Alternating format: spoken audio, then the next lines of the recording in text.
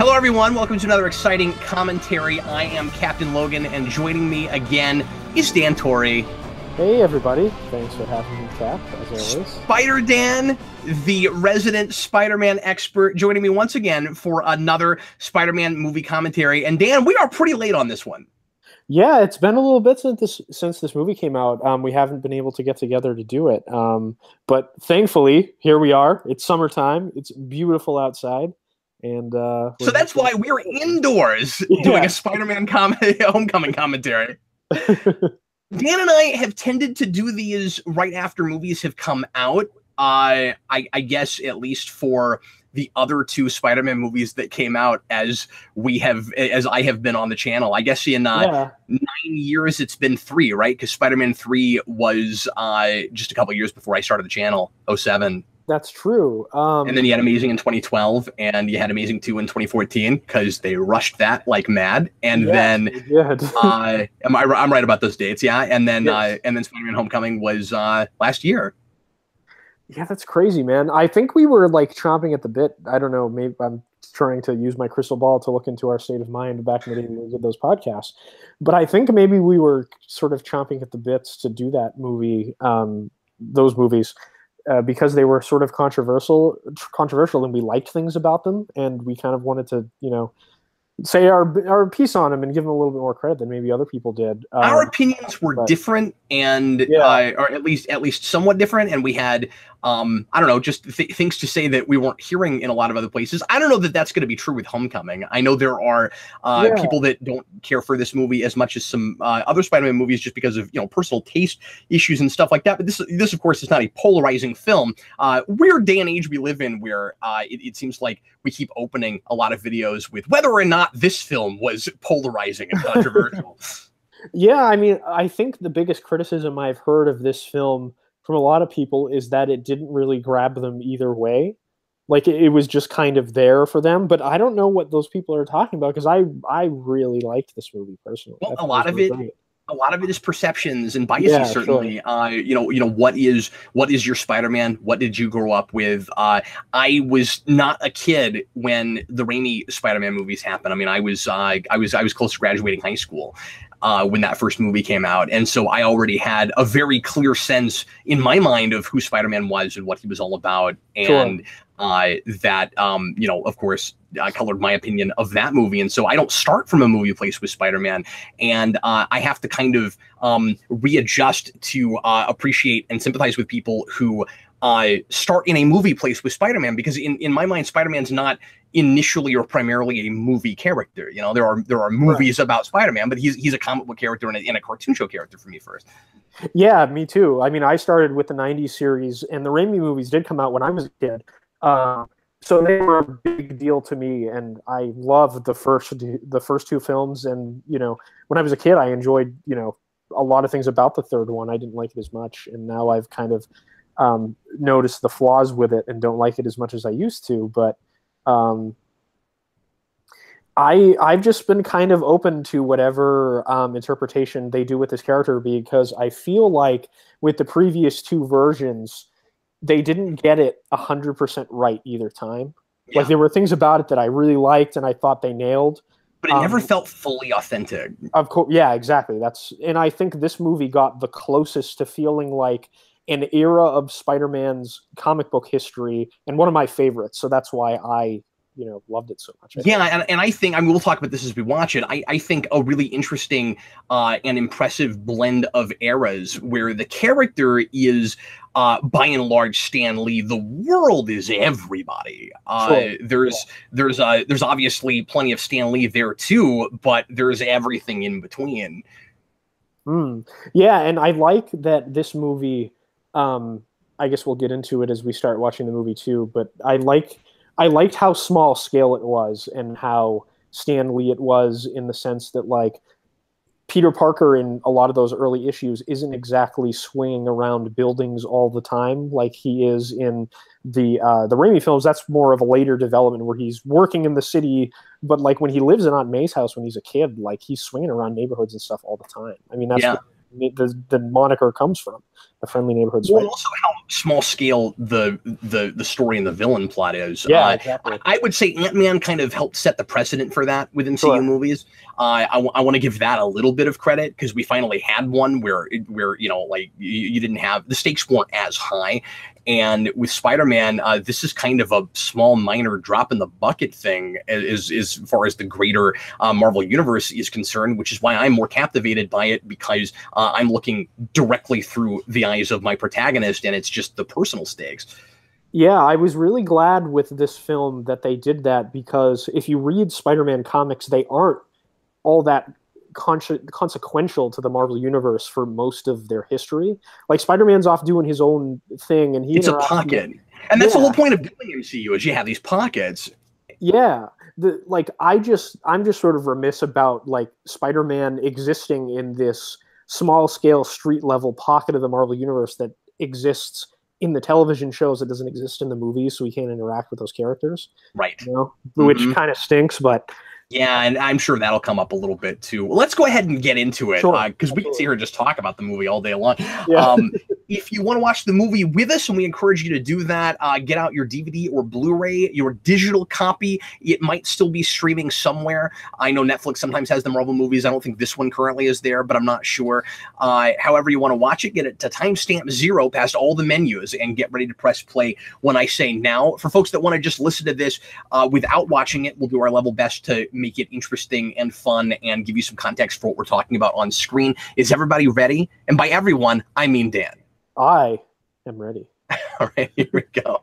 You know, I shouldn't have introduced you the way I did, because when I let you actually introduce yourself, I always get that great. And I am that. You have almost like a Peter Serafinowicz tick thing going on. I never thought of that. Like, you did it before Serafinowicz. It's almost like he stole it from you. And I am Dan. You have to make a grand entrance. That's always my thing.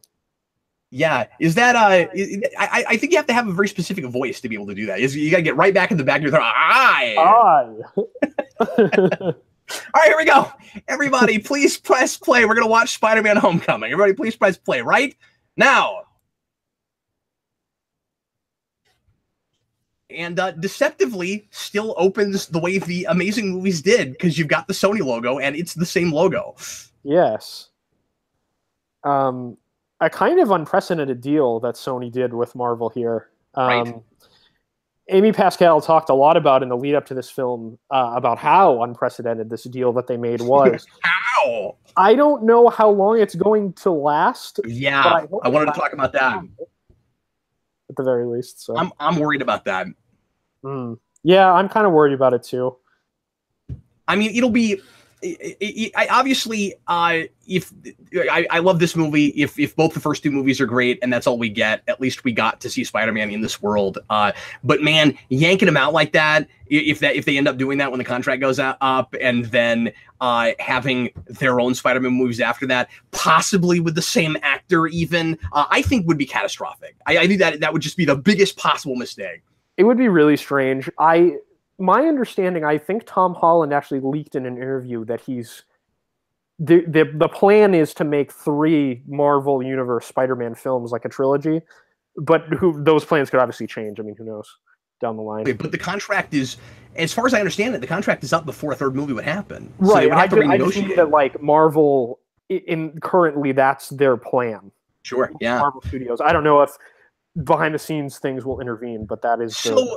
You were talking about TV shows earlier. Interestingly, we've got Damage Control here with Michael Keaton of Damage Control, and we almost had a Damage Control TV show, and this is already right away. And that would have been like a sitcom, kind of like what Powerless ended up being. Powerless, which wasn't popular and got canceled real quick, and had episodes that didn't air.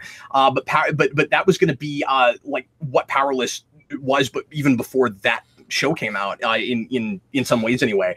And so already, right from frame one, we're taking a thing that would have been in TV continuity and putting it in the big screen MCU movies. And I think that's really interesting, because right away, it wants to be a street level thing that lives more in that world. Yeah, that is really cool. One of the things I appreciate about this movie is how grounded Michael Keaton's background and motivation is in this movie as the Vulture. It's interesting that they chose to go this way with the Vulture, because in the comics, I mean, at least the Stan Lee version, he's kind of just a petty jewel thief when he first shows up. I mean, there's not a whole lot to him other than the fact that he's a petty, greedy old man. Yeah, am I remembering this wrong? Wasn't he, because it's been a long time since we read those, wasn't he also kind of an inventor? Sort of. Or did he just he steal makes the the glider? Technology. Yeah, I thought he made that, and he thought it would make him invincible. Yeah, it's really funny. The guy in this movie reminds me a lot of what they were going for with the comic book Electro, because Electro is kind of a, average, power line worker, a blue collar worker kind of guy. Yeah, just like Michael Keaton is in this. And I like that his motivation is that, the government and Tony Stark are colluding to, ruin his business and his family life. I mean, that's just so Spider-Man, Yeah, and obviously he's incredibly sympathetic. I maintain he's one of MCU's best villains. I think he's in the top 3 or 5. I agree. Yeah, and the performance helps a lot. I mean, there are specific scenes in this movie we'll talk about when we get to them where Keaton is just killing it. It's so menacing. Yeah, and I can't imagine anybody else in the role. I'm glad he wasn't wasted. And Michael Keaton has had such a wonderful resurgence in the last few years, and he just keeps picking the right project. Ever since RoboCop, he keeps picking the right projects. So we should probably mention the 8 years later thing and how that makes no sense. Yeah, it doesn't make any sense based on... Yeah, I've read some things on the internet, people who have looked into this more than I have. But yeah. Well, like trying to make it make sense, trying to fit it together, or... I don't know. People just tell me it doesn't make sense. I haven't thought about it too much. So have you looked into it? Well, no, I was just kind of doing math and looking at other things that happen in MCU, and by and large, the MCU seems to track with real life timeline. That was 2012. This would put it at 2020. It's kind of that simple. Oh, okay. Like, why is it the future?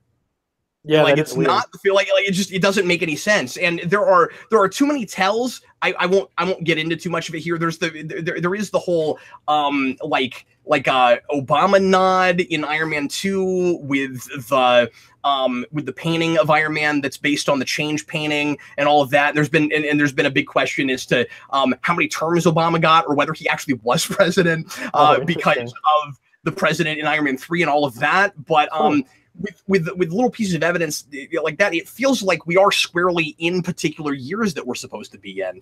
And there are other things that I'm forgetting right now that I would have to go back in and look at. But I don't know why. And that's the film by Peter Parker thing is hysterical. Just that you get the Marvel logo and you immediately get that, and it's like, oh, he's making this movie, and like, of course, that's not what's going on, but it's very funny. It is very funny. I was going to say too, as we opened with the Marvel logo there, this is Giacchino's best score, just because he stole the theme from the '60s Spider-Man movie and TV show and orchestrated it, and it's amazing, and I love everything about it. We talked over that. I forgot about it. In the theater, I lost my mind. We're not posting video, but there's a thing I do when I get really excited and surprised by something in the theater, and I feel like a raging fanboy, and I'm embarrassed to even mention it, but like my fist shake and my legs get off the ground, and I just can't help it. I lose it. And that was one of those moments. It was really cool. The 2 opening music cues of this movie really set the tone for me, because they're using one, like a Rolling Stones song. It's one of my favorite. It's from the era where Spider-Man's from, that all this stuff is based on. And then we get the '60s Spider-Man theme right away. And I'm like, you guys made this movie for me. This is thank you very much. And it also is saying we're not taking ourselves too seriously. Exactly. Yeah. Which is Spider-Man. I mean, no, it certainly is, and of course, we've talked about this a lot. There are people who don't care for the Marvel movies at large, or just don't like that one aspect that they tend to be, in their mind, too comedic. And I think there are movies where where they have that problem. Yeah. I think Doctor Strange has that problem in places. I think this movie blends the comedy and the drama as well as Guardians does. It's different, and some people don't agree with that with Guardians, but that was one of my main points about Guardians with the rewind. So I feel the need to bring that up because I think it's brilliant at that. And I agree. I mean, I think that this movie has different comedic sensibilities. Yeah, and not all the Marvel movies fit that tone, and I feel like some of them have tried to, kind of been shoehorned into that box, like Thor franchise. Because it was so popular. Yeah. Mm-hmm. I think this fits because Spider-Man always had gags in it. Like even from like some of the early stuff, there's definitely tragedy in this character, absolutely dark, serious stuff, but there are moments of levity as well, and it's often goofy stuff like the Marvel movies often do. The MCU's tone is kind of what the tone of a Spider-Man 60s comic is. So yeah, this may sound too simplistic, but I think for the most part this kind of works. The first Spider-Man trilogy, the Raimi movies, does the comic book action great, and it has it struggles with the drama and with the balance of the drama and comedy, and just making those characters sympathetic and believable and real people. Yes. The second trilogy is overcompensating for that problem, and it darkens it up, but weirdly, the characters are more real, and I believe them, and they're more relatable, but it doesn't know what to do with the comic book action side. And this movie finally is the perfect blend of both. I absolutely agree with that. And I'm hoping that in the sequel, we get to delve more into the Spider-Man supporting cast that would be logically, I mean, you don't have to go verbatim from the comic books and wait till he's in college to introduce Harry Osborn and Gwen, obviously. I wouldn't mind them being high schoolers in this.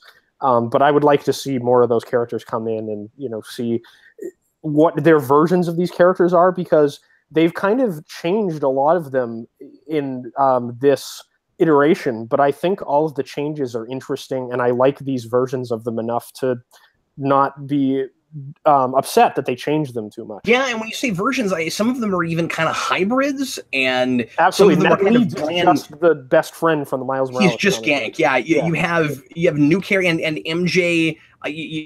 If she is Mary Jane, is not Mary Jane. She's a totally different character. So that's the interesting thing about Mary Jane. She's my favorite reinvention because I think she has a different attitude, but she's still hiding her insecurities behind a front like Mary Jane does as the party girl in the early issues where she shows up. So it's like so like the thematic idea behind her character is there, or kind of what she's all about is there, but I wouldn't even go so far as to say like the original spirit of that character is there, because she's all spunk and glamour and stuff. I mean, she is kind of a different character.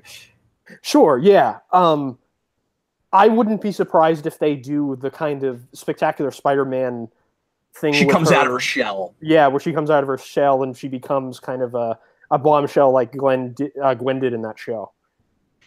I think any way you slice it, and I know when we were doing speculation cast before this movie, because that's what Dan and I do about Spider-Man, our average is 3 or 4 a year. No, I'm kidding. But Dan and I gotta mention, all the awkward teenage stuff in this is brilliant. So funny. I laughed really hard at that gag that they just had on the TV there. Yeah, the kind of blocked it's great. It's great. But when I was in high school, there was a video department that made really crappy news videos that were horribly edited with really bad green screens, and that was absolutely spot on. So there's a lot of stuff that I identify with in the high school stuff that I remember from when I was in high school, but importantly, it's also modern and not exactly everything I remember, because school has changed so much. And I've heard a lot of people say, and this was the intention with this movie, that this being kind of a modern Breakfast Club thing, it's supposed to feel, it's supposed to not feel like it's a 40 or 50-year-old man writing about his high school days, but pretending like it's 2016, 2017. I've talked to a lot of kids that say this is much more like what high school actually is like now. And that was super refreshing to me and almost educational, because I keep seeing movies that look like what high school was like when I was a kid. And we kind of, we still have social media, but we brush it under the rug as much as we can because these writers don't really know what to do with it. And that wasn't part of their experience. Yeah, I mean, there are moments like that from the first Amazing Spider-Man where we have Peter like rebelliously skateboarding in hallways and stuff, and it's like, do people even do that anymore? You know? Yeah. Although I kind of like the idea that he's in that movie that he kind of looks like the cool kid, but he's bullied because that's really outdated. I don't think that's the intention, but it sort of works out that way. Yeah, definitely. One of the things about the high school that I really liked in this was that it's a science school for gifted students, and they went to town after the school that he went to in the comics. Like, I don't know, I thought that was just really cool stuff. Well, and then it emphasizes the science aspect of Spider-Man's character a lot more. Yeah, and it gives. I didn't think of this until just now, Dan. It gives you a reason for all of the kids to be smarter. To be smarter for the sake of the story they're trying to tell. And it's almost a cheat that works, right? Because much of the time we've got like genius level kids that just go to regular high schools and we're supposed to buy that they're just all so gifted and smart and stuff. And here we just have a school where they have to all be that way. And so we're kind of able to get around that. You can only do that with one character, but like now that Spider-Man's done it, we can't keep doing it in fiction, right? We can't just, every time we want a bunch of smart kids, we put them at a gifted school. We can't keep doing that, but I never would have thought of that. I think it's actually kind of genius. Yeah, one of the things that I sort of appreciated about this version of Peter Parker too is that we put him in this science high school, so we kind of dispense with the Lee Ditko idea where Peter's kind of like a social outcast because he's a nerd and he gets picked on because he's smart, which, you know, wouldn't make sense in an environment like this. It's just outdated now, too. So like, I don't know if that would make as much sense in a regular high school at this point. Yeah, absolutely. So they went with sort of the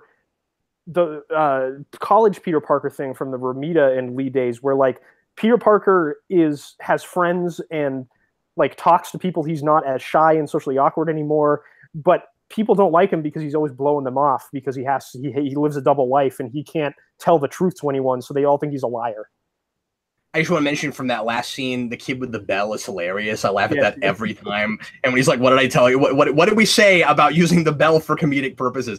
All the quips and banter in this work. I think everything plays. I don't remember ever not thinking something was amusing that was supposed to be amusing, and it runs at such a clip. Like, it's not laugh out loud every 30 seconds, but it keeps me it keeps me at least chuckling with the comedy. Yeah, absolutely. Like the line he just had where he was talking to this guy about his daughter, I thought was really funny. His retort to him after he tried to hit on Aunt May or say something, you know. I'm really impressed about the distinct tone that this movie manages to strike, because it's an ambitious, and I would have expected if it was anybody but MCU, but I also, I mean, we didn't know if this would totally stick the landing. I'm not saying just because it was MCU, I was positive this would be great. Obviously, you know, they have had their failings. This could have fallen apart real fast. Yeah. They kind of rushed this out, and it's amazing that it is such a unique and distinct piece that doesn't feel too derivative of anything. But its influences are clear, and like, really, I think the best Marvel cinematic movies anyway, it falls into another category besides just superhero, and this is just a thing we haven't tried yet, the kind of teen dramedy thing. We needed one of these in this universe. I agree. Yeah, I would have done it as a TV show, but this... Yeah. But I couldn't imagine even a serialized show being any better than this is, even though I would love to see this on a weekly basis.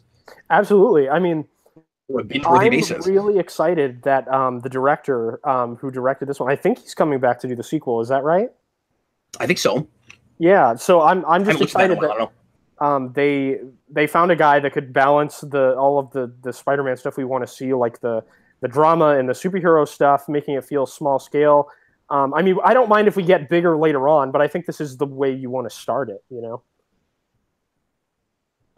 It's the thing with the last franchise, and I don't want to talk about this too much, but as you and I have both gone on record to say, it is sad that we didn't get some kind of a wrap up for that, and it's sad that ultimately those movies are going to be kind of forgotten, because that was, after all, kind of the reason Mark Webb was brought in. Was he had a reputation for knowing what to do with teenage characters and teenage relationships. Yeah, and I mean, I don't know. I like the Amazing movies a lot more than I guess a lot of people do, but I think he did all that teenage drama stuff really well. Like, I do too. I thought it all worked for me personally, all the Peter and Gwen stuff anyway. Yeah, I just wish that they had been smart enough to go as small scope and as kind of I don't know, introspective is not the right word, but like just intimate. More, yeah, thank you. That's the word. Yeah, more intimate, like this movie did, where we didn't have to do the kind of obvious cliche, turn everybody into lizards plot. Yeah, I was gonna say, like, we don't need the big like lizard battle on the top of the building at the end of the movie because it's a superhero movie. Like, you would have, for the tone and the villain they use in that, you would have thought they would have treated Lizard like a horror movie villain or something. I mean, that's the way I would have done it.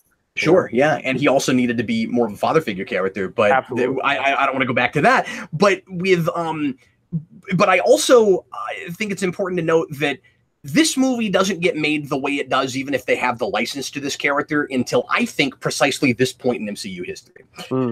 I think we had to have, like, Spider-Man is still one of, if not the most popular Marvel character, and obviously these days you can make arguments for other characters that the MCU has made huge, but by and large, if you look at just like who Children of the World are going to recognize most immediately, the cultural icon. The cultural icon. Spider-Man is still going to be the biggest iconic Marvel character, I would say. There's no way they wouldn't have done Spider-Man first or real early, right? If they had had access to it. And the reason that what you're talking about works in this, Dan, is because it's a world that we already know is populated with superheroes and have spent a lot of time with them. And of course, that's the world that Spider-Man comes into in his first appearance, and in his first, the Amazing Spider-Man #1 is a team up with the Fantastic Four because they were trying to sell the book. It's already a pre-established world, yeah. I mean, it's the Avengers here because we don't have the Fantastic Four, but I mean, it's basically the same thing.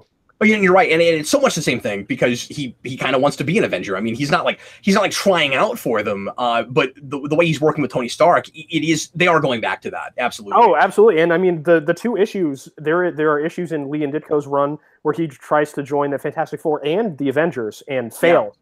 So that's why at the end of this movie, I appreciated so much that we didn't make him one. I was like, yeah that's where I want to see you go because that's what the comics did. A lot of people were really afraid that they would go that way, and I was hoping that they would be smart enough not to do that, and they were, and they tease you with it a little bit, I think, in a good way, when you have that suit and he doesn't take the suit and he leaves, and all that is wonderful. We haven't talked about Tony Stark at all yet. Actually, before I go there, let me just say, we sold this movie really hard on the scene we just saw with Spider-Man taking out the bank robbers that look like the Avengers. Everything about the advertising with that was kind of marketing genius. Yeah. Because it tells everybody right away who might be confused, like 3 years after the last franchise and ended in the middle of itself and didn't get to finish. Yes, it is MCU. Like, yes, we had Civil War, but there are people that maybe didn't see that and weren't paying attention and might go see a Spider-Man movie, right? And so that first teaser, and they kept using that imagery everywhere. That first teaser says it is in the MCU, and it is going to be a more fun, bouncy, jokey Spider-Man, and he is a kid, and he doesn't know what he's doing. And they advertised precisely the movie that it was, but they also told audiences that might not be in the loop exactly what it is and why they should go. And I think that had a lot to do with the success of this movie. Did it make? I don't remember following the exact like box office returns on this. I know they made, a respectable amount of money, like enough to make it, a success, and they're going to keep going with it and everything. No, Marvel hasn't really had a bomb yet, but Like, did this make like a respectable amount of money compared to the other Spider-Man films? I've never actually looked at it in comparison. I'll look up the numbers right now. I wonder. Yeah. Yeah, we'll find out. But I was just going to say, another concern that you had, especially before this came out, was how much Tony Stark was going to be in the film, and I think ultimately that ended up being the smartest move they made. In my opinion, I think just enough. I think and not just how much he's in it, but just like the role he serves. I think he has to be here. I don't think this movie works without him. Yeah, I mean, he kind of serves the role that the Fantastic Four play in the issue where Peter tries to join them. Kind of the wise older superhero that has advice for him and knows that he's a kid and needs help and stuff like that. Yeah, but I also think he's really important in placing Spider-Man squarely in the Marvel Universe and giving him a place. And I appreciate this character more because I've been with Tony Stark through his journey, and in some ways, Peter Parker is where Tony was when he started. It's obviously not exactly the same thing, but Tony is an unlikely father figure for this guy, and obviously they have so much not in common. With Tony Stark's riches and his fame and all of that, but. I never would have thought to compare these characters in that way. Stan Lee's Peter Parker is the guy who, when he first gets superpowers, he just thinks about how he can make money with them and how he can serve his own interests, which is precisely what Tony Stark does. Tony Stark understands this kid in a way probably nobody else does. That's a good point, and I think that starting him with Tony Stark is a really interesting idea too, if we eventually get to Norman Osborn later as well.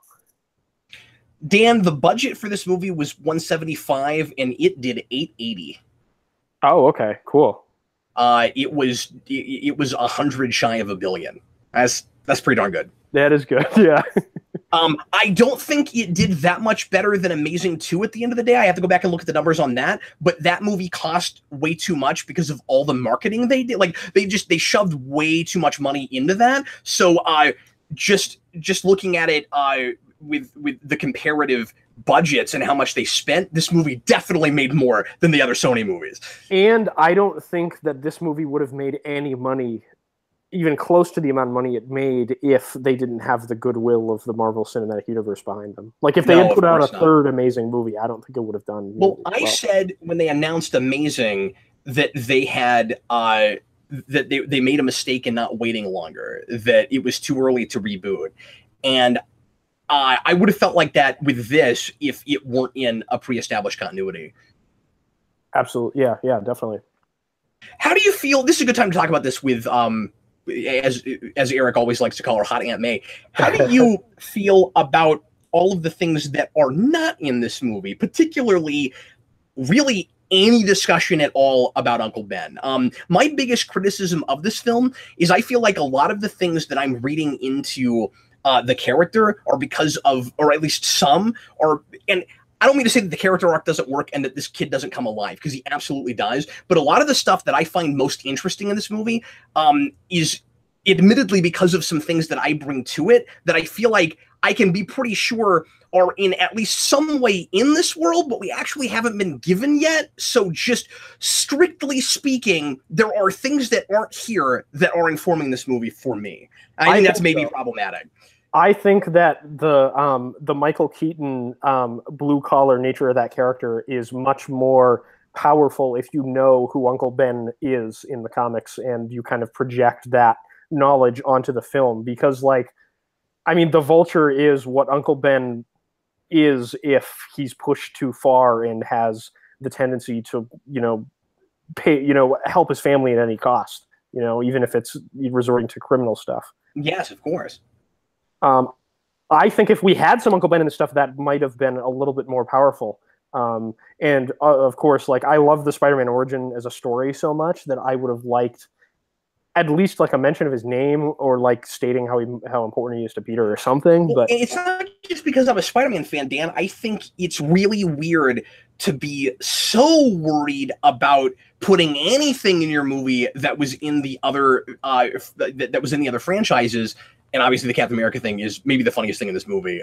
When this guy says he's a war criminal now, yeah, I laughed pretty hard at that. I lost my mind. That is the funniest thing, and this definitely has one of the better and funnier after credits. But anyway, there are going to be things that we're not going to get a chance to extrapolate on and talk about because there's so much in this movie. So I wanted to just put a pin in that and mention that for a second. But anyway, it is weird to compensate so hard in not using anything that or very much of anything that were in the other franchises, that you don't talk about the initial motivation and the origin and what makes him Spider-Man at all.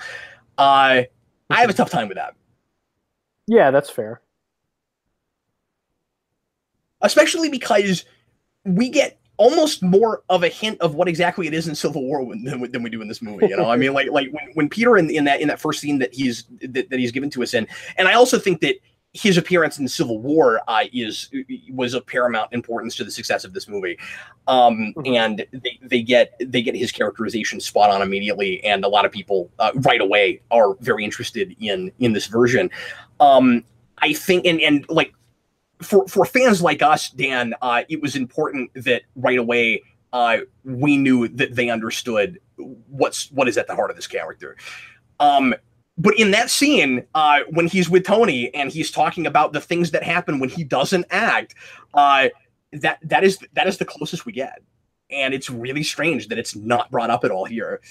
Yeah, I kind of wish that Tony had been like realized what he was talking about, and they talked about it a little bit more in that scene. That would have been nice.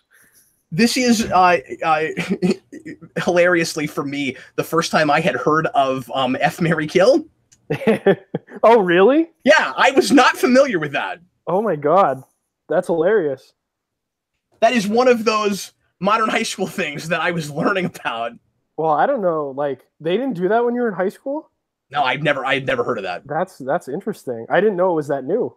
I don't know if it is, but I was not familiar with it. That also could just be a blind spot for me. I don't know.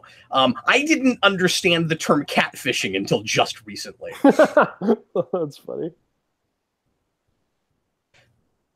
Still, somehow, I remain somewhat innocent, and I'm not sure how I have dodged certain bullets for as long as I have. So how likely do you think it is that they're going to do the Ultimate Spider-Man thing where the younger Aunt May has a bunch of superpowered kids living in her house? Well, I never thought of that, Dan. I don't know. I think that if we ever introduce Miles Morales, they might do that. With the whole Into the Spider-Verse thing, I don't know if we can expect that to ever happen. Yeah, I wonder. I mean, we have his uncle in this movie, obviously, and he references that he has a nephew, but I mean, who knows how old. But that might have just been a cool offhanded reference. Yeah, exactly. Like we don't know. I think you should wear that hat. I think that goes with your. It looks like Dave Filoni's hat. The reinvention of Flash Thompson, I would say, is also quite brilliant. Yes. The kind of modern cyberbullying thing, I think, is really smart, and just an intelligent Flash that still has those same kinds of insecurities. I really like that. And what's cool is he could have the exact same home life, except there would, I mean, someone in his house would need enough money to send him to the school, because I'm assuming that this is a tuition-based school. Yeah, I would like to expand upon his character a little bit more, and maybe actually, is it like, is this a public school or a private school? I guess I don't even know. I assume it's a charter school, but I don't know how New York's school system works. But a lot of the way that those kind of schools work is they have a lottery for kids that have grades that are good enough to get in. That's probably what it is, because it wouldn't make sense for Aunt May to be spending a bunch of money to send him to a private school. Yeah, they're not very wealthy, obviously. So Spider-Man and his money problems. Yep. You got to have that, and they have that. I mean, I've heard some people that are Spider-Man purists enough that they don't like that they're not living in a house and that they're in an apartment and stuff. I don't go that far. Like, I mean, owning a house in New York City is really, really expensive now. Yeah, and would you agree with me if I were to say that the Raimi Spider-Man already in 2002 was kind of taking some license in a lot of things that are just kind of outdated and realistically you kind of can't get away with now? And, you know, you can talk about how if it's important in certain movies, obviously it's more important than others to be realistic versus being believable. The thing is, this movie is set squarely in a world that looks more or less like ours, that is slightly heightened and has superpowers and stuff in it, but it's not a real stylistic world, right? Mm. Yeah, and I mean, to be fair, I don't know a whole lot about like New York real estate in the sense that like maybe in Forest Hills in New York, like you could plausibly live there with whatever money Aunt May makes. I don't know. I doubt it, but yeah, but I doubt that very seriously. But I don't mind the fact that they're in an apartment. That's my conclusion, I suppose. Sure, but I just mean that more well, and I was using that to kind of piggyback off and just say more broadly, I don't mind a lot of the updates that are made in this because I think to be set in this universe especially, they would have to be. Oh, yeah, definitely. I think they stay true enough to the essence of the character that, like, the updates don't bother me. Like, I was surprised that I liked the technology in the suit thing. I was really skeptical about that at first, but they justify it here because it gives Spider-Man a reason to talk to himself, and that's all he does in the comics. That's a good point. No, that's really important, and we've never figured that out. Yeah.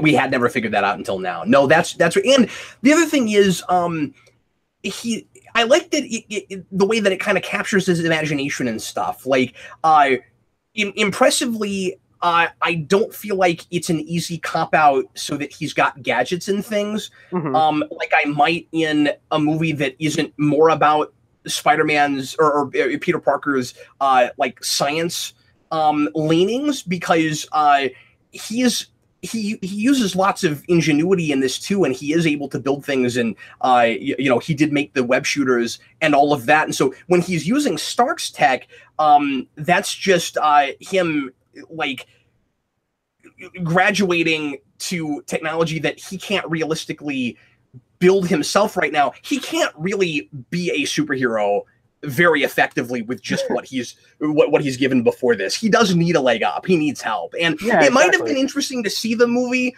where he's doing Spider-Man things before he gets this, but that would have been like a whole movie of pre-Batman Begins Bruce Wayne. That's what that is. Yeah, that would have been kind of strange.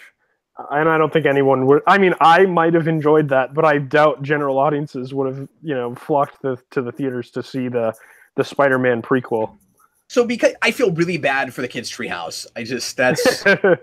That's the worst. No, and to your point, I mean, of course, the whole character arc of the movie is like Spider-Man needs to be able to rely on his own ingenuity rather than just the technology and you know, the flashy stuff. And I think that works. It also gives us the expressive eyes, and it's the only way in a realistic context you can have that. And I love that so much. Me too. I lost my mind in Civil War when that was a thing. And you know, with Deadpool, you need no explanation. With Spider-Man in this universe, anyway, you can't just have that. I mean, I don't know if you agree with that. I don't like. Just for the sake of style, it would have been cool to see, and I probably wouldn't have complained that much. But it would have been a little bit distracting. We don't do those kinds of overly stylized things in this universe. No, like the Marvel universe of the comics. I mean, this is such a science fiction-y, pseudoscience kind of universe. Sometimes to a fault. Yeah, sure. And I don't mind that they use technology to make the eyes expressive. I think it works pretty well. Doesn't he have parachutes in the early Stanley Ditko comics? He does, yes. That's really cool. He's able to make web parachutes. Oh, that's right. He does web parachutes. Here he just deploys them, but that's still pretty darn cool. It is cool, and, once again, I don't mean to be a broken record. I just keep thinking of stuff that they're doing more believable versions of corny, silly stuff in the comics that don't feel too corny within the context at that time and in that universe. But like, you wouldn't buy him doing a web parachute like No. right in the middle of. He can't do that. I lost my mind that they made the web wings work in any sort of realistic and cool capacity in this movie. That was just the coolest thing ever. With that scene, with Iron Man rescuing him, I think a lot of people were really concerned, and just seeing Iron Man doing some of the things he was doing in the trailers, I think a lot of people were really concerned that he was just gonna keep showing up and bailing out Spider-Man, and it was gonna be kind of a team-up movie, and at the end of the day, Spider-Man wasn't actually going to really solve his own problems, and again, does not have that problem, especially when Tony Stark takes the suit away. I think you have to have that. I think that's also really important to making this story work. Is when he says if you think you aren't worthy of the suit, you shouldn't have it. Like, that's really important. Yeah, the story's all about Spider-Man not having to rely on anyone else. If you're nothing without the suit, you shouldn't have it. Which again is a huge parallel to what Tony goes through in Iron Man 3. I think this movie makes Iron Man 3 a better film. I came to like that movie a lot more after thinking about how it informs this movie. Yeah, and how much would you like to see the symbiote done in this universe with this version of the character, where the responsibility of using the technology in his suit is such a big thing at the very beginning? Oh, of course. No, that's a really good point. I didn't think of that. But like, I think Tony dealing with the kid in Iron Man 3 impacts and inspires this a lot. Oh, definitely. Sure. There's also something kind of neat and interesting to me about just Spider-Man sitting on the monkey bars. Because he's still a kid. I mean, he hasn't grown up yet, and he's not ready for any of this. That's one of the things I think people don't get about Spider-Man that don't come from a comic book reading background. Like, the teenage version of Spider-Man is kind of underrepresented in other media.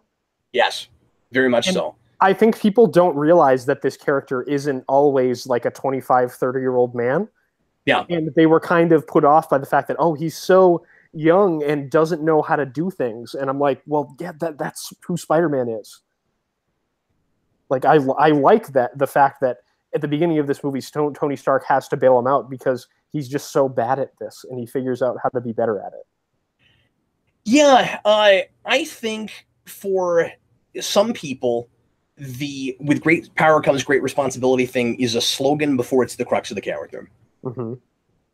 And I think a lot of people, if they've only experienced Spider-Man on the big screen, especially because of course you get it in Spectacular, then you get it to some degree in the 90s show, but it's a little bit flat and it's a little bit in your face and heavy-handed about it. Mm-hmm. I think folks that and I'm not being a prude about comic books. I'm just saying that this is the heart of this character. I think you have to see. You have to actually experience Peter Parker learning that lesson and not just have that slogan repeated over and over again. And that is the thing I love about the first Amazing film is the way in which he comes to that where it starts from a revenge place and it turns into a responsibility thing. Yeah, I mean, in that movie, they basically took the scene where he's like vengeful when Uncle Ben, dies when he's getting the burglar for like almost an entire movie, and I thought that was a really interesting take on it for sure. One of the things we see Michael Keaton here in his full costume glory, they made the like goofy collar that the Vulture has on his costume work in this movie. I don't know how they made it happen, but it worked, and it's awesome. Well, a lot of it is because he's just a guy, and he's not trying to make a cool-looking costume. Yeah, he's just a dude with a jacket on. Yeah. And it totally works. I mean, like once you put the helmet on, then it ends up looking like a supervillain suit. Mm-hmm. And he easily could have had something more akin to like a motorcycle helmet, and it not. But I guess an evil kind of look that would have been hilarious. Yeah, I'm just thinking like there's not. He's not trying to like strike fear in the heart of anyone. He's being stealthy. He doesn't want anybody to know what he's doing. Yeah. Exactly. So I guess it looks sinister like it does because, well, he's a supervillain, so it has to look like that. But also because it's got it's not. Is it Shark Tech? It's alien. Well, some of it's Star Trek, and then it's like alien tech that they recovered from the. Yeah, well, I knew the glider was. I'm wondering what exactly the mask is, because obviously he's got to have a heads-up display and stuff. Yeah. I like the fact that Michael Keaton's criminal operation here is literally vulturing technology too. Like yes. he flies in stealthily, steals other people's stuff, and uses it for his own advantage. And like that is what vultures do. It took me a couple viewings to think of that, and I respect that a lot. At no point does the movie come out and spell that out for you. Yeah, it's just a thematic thing that is present, and if you pick up on it, it's really cool. And if you don't, it doesn't hurt the character and the arc. And you still, like, I want to say that he is almost not even a villain so much as an antagonist, if that makes sense. No, I agree. I think Michael Keaton and the writing of the character in this movie elevate it to a place where I think this is probably a very close second to my favorite on-screen Spider-Man villain. I mean, Doc Ock from Spider-Man 2 is probably still my favorite, but this edges that out for me, certainly. Yeah, but some of that is because it's Keaton, and because Keaton is given so much Keaton stuff to do. I've got a massive bias there. And I have a massive bias towards liking Dr. Octopus as well, to be clear. So sure, yeah. But like my bias is not I love Vulture. yeah, exactly. I want to say this is the scene where my buddy DJ is. Oh. DJ did he's either the guy wearing the helmet or he wears the helmet at some point. But he was an extra on this movie, and that would have been the coolest thing ever.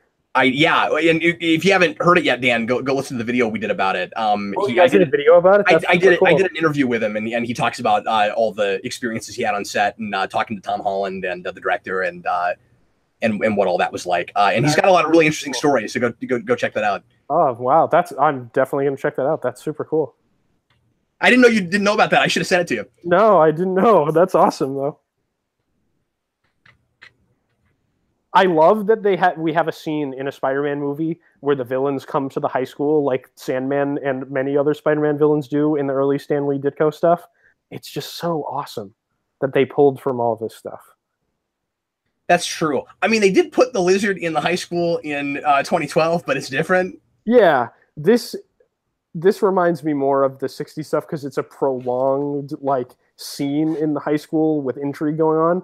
Like, there's an action scene in Amazing with the Lizard, which is cool, and I liked that in that movie. But I don't know, like the high school like actively being involved in the machinations of the supervillain is so like kind of corny and Stan Lee Spider-Man era, but they make it work in this somehow. And impressive that that they're here and that Peter is sneaking around like this around them and stuff, and it's not too contrived. It's not convenient, and they're not actually looking for him.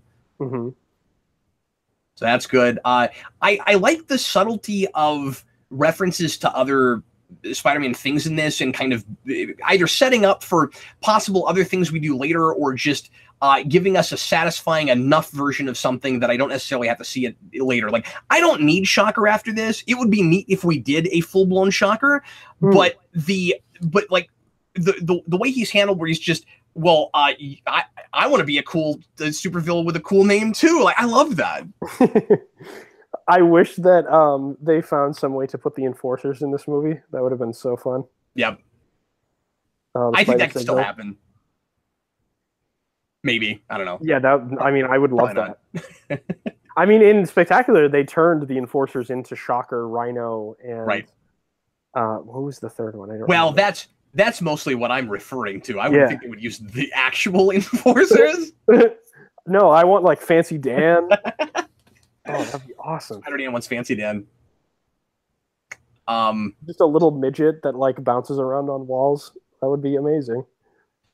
Going back to the responsibility thing we were talking about earlier, I think it's really important to note that there are stages of, there's a lot of complexity to a character learning a lesson that is that big and heavy and life-changing, and that he's on the road there, but he's not there yet, and the events of this movie get him a lot closer. So even though I don't like that we don't at any point mention the Uncle Ben thing.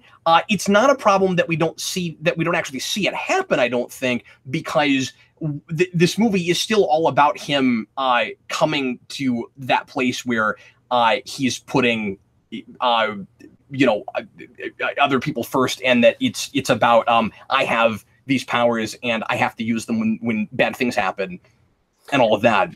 Yeah, and I think that concern for other people and like concern for trying to, like being a young person and wanting to change the world for the better is something that I hadn't realized until like I was listening to Michelle in that previous scene we saw talk about wanting to protest and stuff like that. But like, I feel like maybe that's the reason why these two characters are attracted to each other, is because they're the only two in the movie that actually like care about trying to do something to change the world for the better, and they're kind of young and naive about it. Yeah, exactly. I mean, he does still start from an endearing place. He's not doing the wrestling thing. He's not trying to get on TV. Yeah. Like he already, the thing is, I think probably like 40 or 50 Spider-Man comics have happened by the time we get to this movie.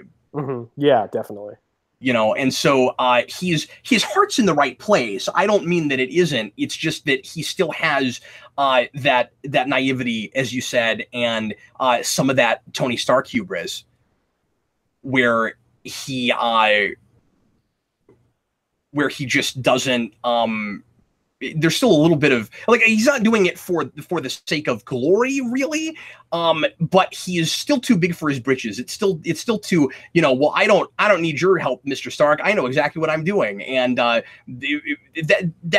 in a way, that is, you putting yourself before something, before other people, even though your initial reason for doing it is a good one. Mm-hmm. He just doesn't want to be, thought of as a kid. He wants to grow up too fast. Yeah, exactly. And that's a thing that we all go through. Mm-hmm.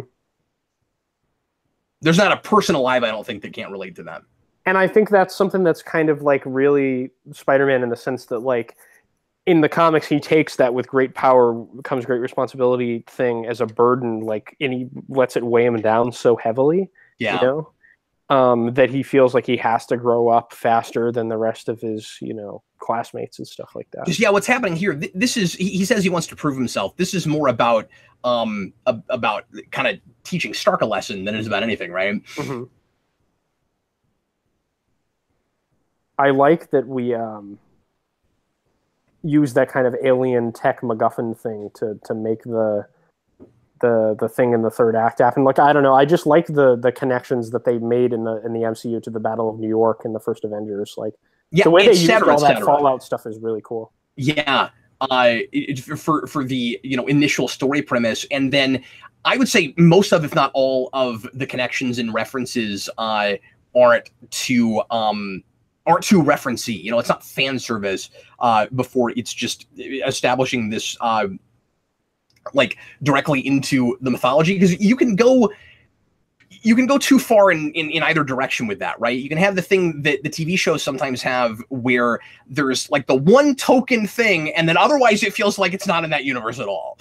Yeah, and I was going to say, like, or you can make it like Iron Man 2, where it feels like too much of it is about someday we're going to have this really cool thing that happens. Yeah, exactly. Like, I was going to say, like, if you watch the first season of Daredevil, right? Like, if that is the only Marvel Netflix thing that come out before this, you'd be like saying to yourself, we have these two things that are dealing with the fallout of the Battle of New York. Like, why, and these characters are existing in the same place. Like, why are these two things not, like, these two characters not interacting with each other? Like, wouldn't they, Well, yeah, maybe eventually, and not to get too far into this, but part of the issue with all of that, besides just there are politics behind the scenes that are why we haven't actually done that yet. But story-wise, it might get a little bit problematic, because at least first season Daredevil is very shortly after the Battle of New York. It's like 6 months. So Peter Parker's a little kid when that's happening. And we don't really know how much time has passed in those shows. At this point, they've been really ambiguous about it. Yeah. So it is possible that their Matt Murdock is 7 years older than he was when we met him, or it's possible that he's like 2 or 3 years older. Now, I have had people tell me that the timeline it tracks, and they're more and they've been more specific about that than I'm making it out to be. Maybe there are things I'm forgetting or that I've missed. But just from my viewings, it sure doesn't feel like I can really tell how much time has passed. But I surely don't think it's been 7 years. Even if the timeline tracks now, they're going to dip into the comic book time thing eventually. I mean, eventually it's going to get to the point where like the timeline wouldn't make any sense and characters don't age at the rate that they would if we're going in real time. Well, I don't want to get into a debate with you about that right now as we're watching this. I'm still holding out hope that they don't do that. I still think that we're going to retire characters and that we're going to stay at more or less real time. Although it is weird that this movie messed up the time, the year number like it did, and that made me think, well, maybe they actually aren't keeping great track of it. But anyway, yeah, the AI in this is great, and I'm glad it's a different AI. It's so funny that they got Paul Bettany's wife. Oh, is that who that is? I didn't know that. Yeah, and she's the actress Jennifer Connelly who played Betty Ross in the first Hulk movie. Is that who he's married to? Yeah. I did not realize we were listening to Jennifer Connelly that whole time. Yes. I love her, by the way. Yeah, she's great. I've seen her in other things, and yeah. Of course, that's awesome. Beautiful Mind is one of my favorite films. Yeah. And quick plug, I have done an in-depth analysis on that movie. Check it out, folks. Which is weird because it's her and Hulk again. Or Isn't in the first place. In that too? Yes, he sure is.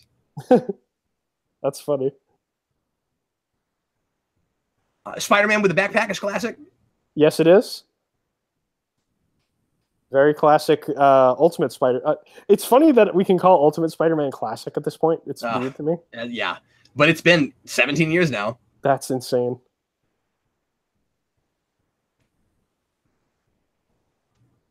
This is yet another case where the government, or at least some part of the government, is very much to blame for what the bad guy is doing, and for, in this case, making him desperate and making him feel like he has to become this in the first place. I mean, he's not working out of desperation now. He's been running this crew for a long time, and it's been working. But he starts from a desperate place, and also well, if I can't work within the system, I'll work outside of the system place. But obviously, it's not exactly the same thing as what S.H.I.E.L.D. did in Avengers when they accidentally brought the Chitauri. But isn't it kind of cool that like S.H.I.E.L.D. is taking advantage of the situation and trying to build a weapon out of something they don't understand, and the government is still, at least some branch of it, trying to get pieces of a thing that they don't understand, and that ends up leading to creating this. I think that's kind of cool. Yeah, it is cool, and it kind of speaks to the point that in this universe, like, S.H.I.E.L.D. was a symptom of a larger issue with the government that exists in this universe that I think kind of parallels our, real government in some ways. That makes it interesting. Maybe it doesn't even parallel it. Maybe it's just straight up a problem. Because it's about a mentality, right? Yeah, exactly. Just kind of, I mean, it's the classic, an abusive power issue.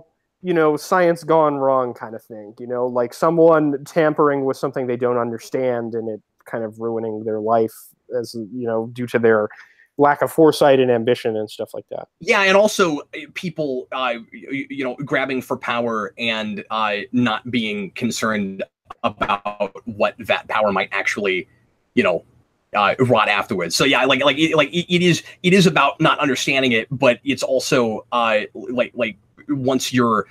once you're in too high of a position of power, you might not be able to help but keep grabbing for more of it. And, whenever you have something like S.H.I.E.L.D. and Avengers wanting to make a super weapon out of the Tesseract, it's like, is that for the benefit of society, or is it because they can?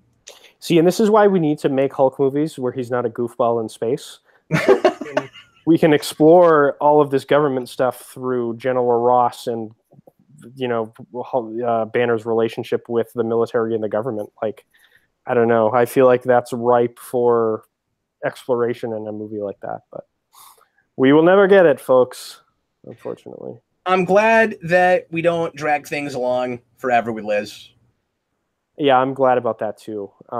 She really could have been the Lana Lang of this continuity. God. It would have been so weird for Liz Allen to be like the on-again, off-again love interest, since she's such a minor character at the beginning of those comics. Eventually, like, she marries Harry Osborn and like has his son and stuff. But like at the beginning, she's just kind of a girl that's clearly not Peter's type, that he kind of thinks is cute and asks her out in like his first appearance, and she's like, "No, you're a loser," and is like mean to him all the time until he stands up to Flash and she's suddenly attracted to him. They made her a little bit more likable in this, thankfully. Yeah, and again, somewhat of a reinvention. We also haven't talked at all. Yeah, she's almost a complete reinvention. I mean, she doesn't even have the same last name. Yeah, that's right. We also haven't talked. I just love Ned's face on the phone. It's really funny. We also haven't talked about, not that she's on screen right now, but the Betty Brant thing, another totally different character. Very weird that they made her look exactly like Gwen Stacy for some reason. I know, it's really strange. But fun that she's in news. Yeah, and it'll be interesting to see if she becomes a player, because of course, like, you know, Betty Brant and Ned Leeds have a long romantic relationship in the comics, and Peter, he's kind of the guy that Betty, you know, gets with after she breaks up with Peter and ends that relationship, because of course Betty is Peter's first girlfriend in the comics. There's something I love about the affect of that actress in this. She looks like she's having such a good time. Yeah, and she's great. I like her a lot. I like how unsure of herself and impressionable she looks. I like almost the entire cast of this movie. I thought they all did a really good job for people this young, you know. Yeah, and all the kids are actually kids, and we didn't do the Tom Welling cast at 24 thing. I mean, we didn't do the Tobey Maguire thing. You know? I know. That's what that was. Yeah. Well, and also keep in mind that at least that second movie was made partially by the Smallville guys. Somebody save us.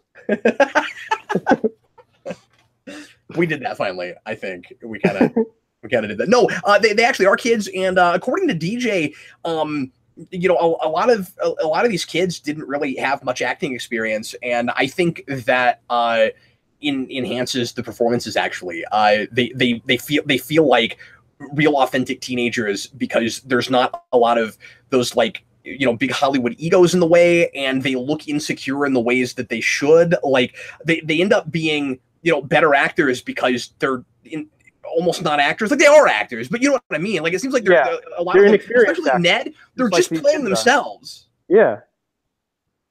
Apparently the kid that plays Ned had a really hard time memorizing dialogue. Oh, really? Yeah. I'm really impressed, I guess, with the director, that he was able to get these kind of great performances out of these kids. Because I don't think there's any moments where I'm taken out of it like, oh, they're overacting here or not giving a performance that's adequate here, you know? Yep. No, I mean, and I've seen that with experienced actors more than once, you know? Yeah, so a lot of what thrilled me about this was just more variety of authentically done genres. You know, now we have this really good, fun high school movie in the middle of the MCU. Yeah, I'm quite intrigued that the next one might be like a globe-trotting Europe kind of movie, and that they're going to introduce Gwen Stacy there, because of course, you know, she has whenever something bad happens to Gwen Stacy, she goes to Europe. Right. Yeah, you've talked about that a lot. Have they said that? Have they said they're bringing her in? They've said that the movie's going to be kind of a globe-trotting thing. They're going to go to Europe, and they're casting a young girl. So I would assume it's probably you're assuming Gwen Stacy. Yeah. I mean, I don't know if you can make that assumption. It was going to be if they'll keep, even into the second movie, avoiding everything we've ever done before. And yeah. I like to think that they'll get confident about it moving on and go, okay, we've passed that threshold, we've earned it now. By the way, I looked it up, and this movie did 150 over Amazing Spider-Man 2. Interesting. Okay, well that puts my worry to rest then. That movie did 700. More successful than that movie. That movie did 700, and it had a bigger budget, and they spent way too much on advertising. They put out like a 20-minute trailer for that movie, I remember. Yeah. Just if you piece all the trailers together, you pretty much had all the scenes. Hyperbolic? Barely. No, I think you might actually be right about that. Barely hyperbolic. Oh, you mean that there's at least like something from every scene? Yeah, like, you know, every dialogue and action scene, you at least would have seen some of it. Because we are so squarely in our protagonist's head, and I get what he's about, and I feel for him, and I find him so relatable. When we get to this scene, it feels so much bigger than it is. Like, the stakes feel a lot larger. Like you put yourself out of the rest of the MCU as far as, I mean, it's squarely in that, and we keep talking about things, within the rest of that continuity. But I'm not constantly comparing Peter to all these other superheroes who more know what they're doing, and they're more confident, and they're more in the public limelight and all of that. Like, I'm so squarely with my protagonist that this feels epic right now. Well, I mean, that's why people loved Spider-Man in the first place. The action wasn't big and large scale, but you cared about what was happening, even if it was just something like this, because you were invested in the personal struggle of the character and the people around him, you know? Like, I think they did a really good job of capturing that sort of vibe and feel. And I think so many Hollywood sequels, I mean, this is a story as old as time, right? Like, so many sequels and films just try to go big for the sake of being big. Right. And, it's about the spectacle before it's about the story. Exactly. And this is much more about the intimacy and the character drama and stuff, which is exactly what the Spider-Man movie should be, you know? And kind of a telegraphing thing where it's about a hero who eventually should be Avenger level material, whether or not you and I actually want him on that team, Dan.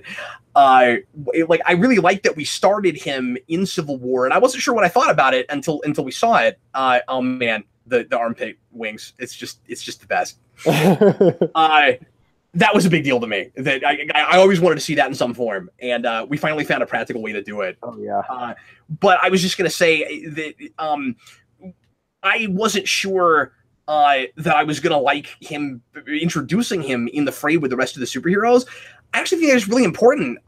You get that giant action scene with almost everybody that matters in this universe that's not a villain, and he wasn't remotely ready for it. Didn't understand the ideology of the side he was on, why he was fighting for them. What he's so far out of his league, and now he's doing these more street level things, but taking advantage of Tony's suit and doing kind of a regular superhero mission that he's not at all ready for. He gets lucky here, he's not going to get lucky later, and he's not even ready for these smaller missions.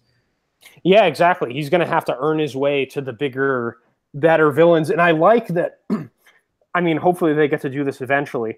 We didn't kill Vulture in this, so the enemies he makes will come back to bite him later. And I think that's such a classic Spider-Man thing, right? Like, you do the right thing in the moment, but what are the unforeseen consequences later? I like the idea that we're kind of building the Sinister Six potentially in the background as he's doing all of these things. Perhaps my absolute favorite thing about this movie is how we handle Toomes at the end, and how human and compassionate he ultimately is. Mm-hmm. And when he goes to prison at the end, I can see things going so many different ways with him. Like, when you say he's going to come back and invite Peter again, maybe. I mean, there's all kinds of other ways you could take that too. I mean, just by the virtue of the fact that the Vulture is a member of the Sinister Six, I guess I'm assuming that he's going to be evil eventually, or like not evil. That's the wrong word. He will oppose Peter again in some fashion, but I could see it. Yeah, but possibly begrudgingly. Begrudgingly thing, exactly. Yes, yeah, there you go. Which I would love if they went that way. That would be awesome. Oh, me too, certainly. I mean, I think he could ultimately end up being an unlikely ally, accidentally. There's so many different ways you could go with that.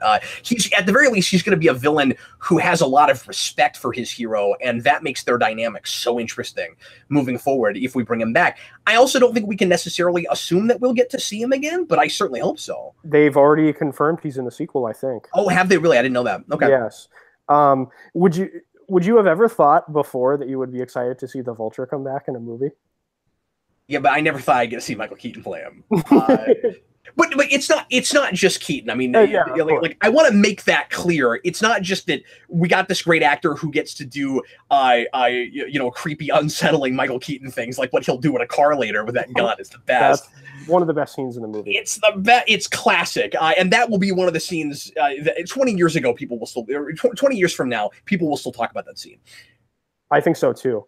You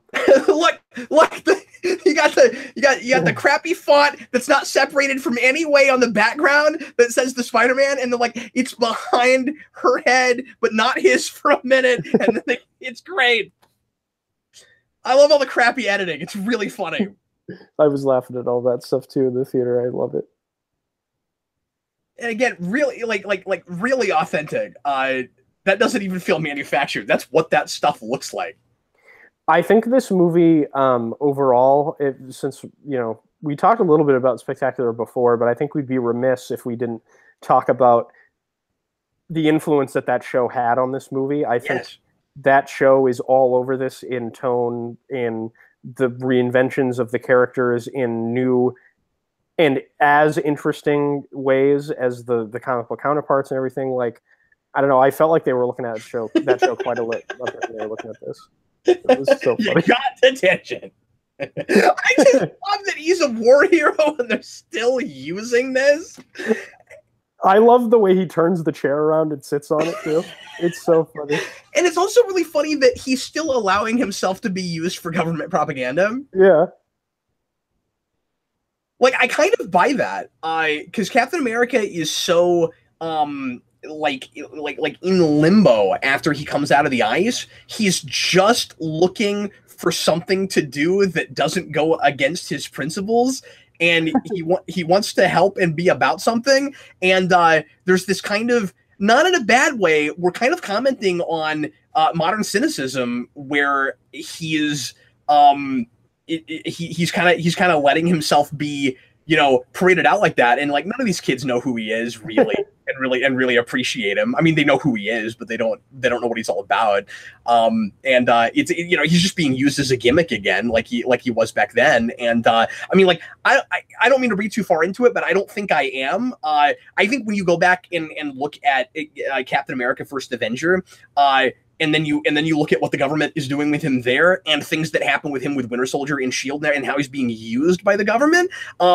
It's kind of about how things haven't changed all that much. I thought it was nice how they put him in the Avengers one suit too, so you can tell it was a long time ago that he did that as well. Mm-hmm. Yeah, he probably did that shortly after he came out of the ice. Yeah.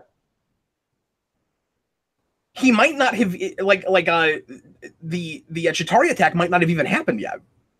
Well, I'm trying to remember when he gets that specific suit in the Avengers movie, but I want to say that's what he's wearing from start to finish, is it not?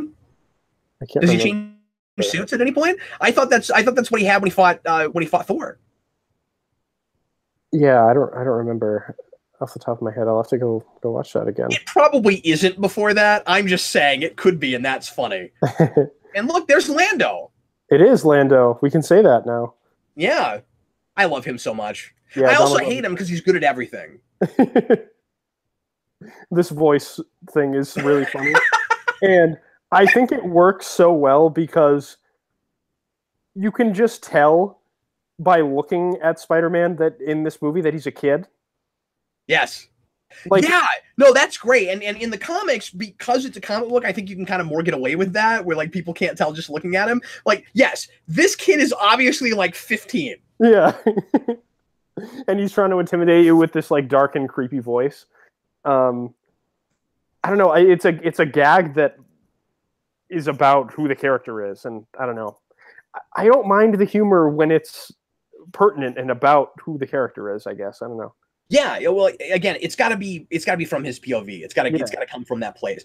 I look at MCU's Spider-Man as the kind of antithesis to Deadpool, but with similar weirdly kind of comedic sensibilities. I don't mean that even that the comedy even is the same kind of comedy. I just mean that they both have this this kind of I don't know, this like constant awareness about them, where they're like constantly talking to themselves, and like Spider-Man is not a fourth wall breaking character, but there's something weirdly kind of Deadpoolish about him too. Well, and of course, like, you know, Spider-Man was an inspiration for Deadpool with, you know, how wisecracking and comedic he can be. Of course, like you said, the comedy's different, but yeah, that's why I'm saying that he's you know he's kind of like, well, and the comedy, I guess what I can't put my finger on is that Spider-Man can't have the exact same sensibilities as Deadpool, because Deadpool comes from a really pessimistic, dark place, and Spider-Man does not come from that place.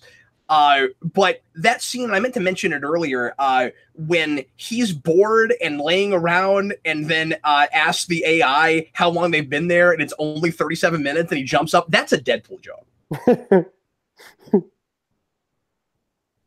It's great. I mean, like, I kind of want to see this Spider-Man as like the alternative for children that should not watch rated R Deadpool. As long as he stays like this and as far away from anything like Deadpool, because I don't like Deadpool, then that would be great. I have developed a new affinity for that character. Yeah, I mean, you've read stuff I haven't, but like, sure. The comic versions I've read, I've hated, and I hate the movie version, so I'm not really impressed. Sure.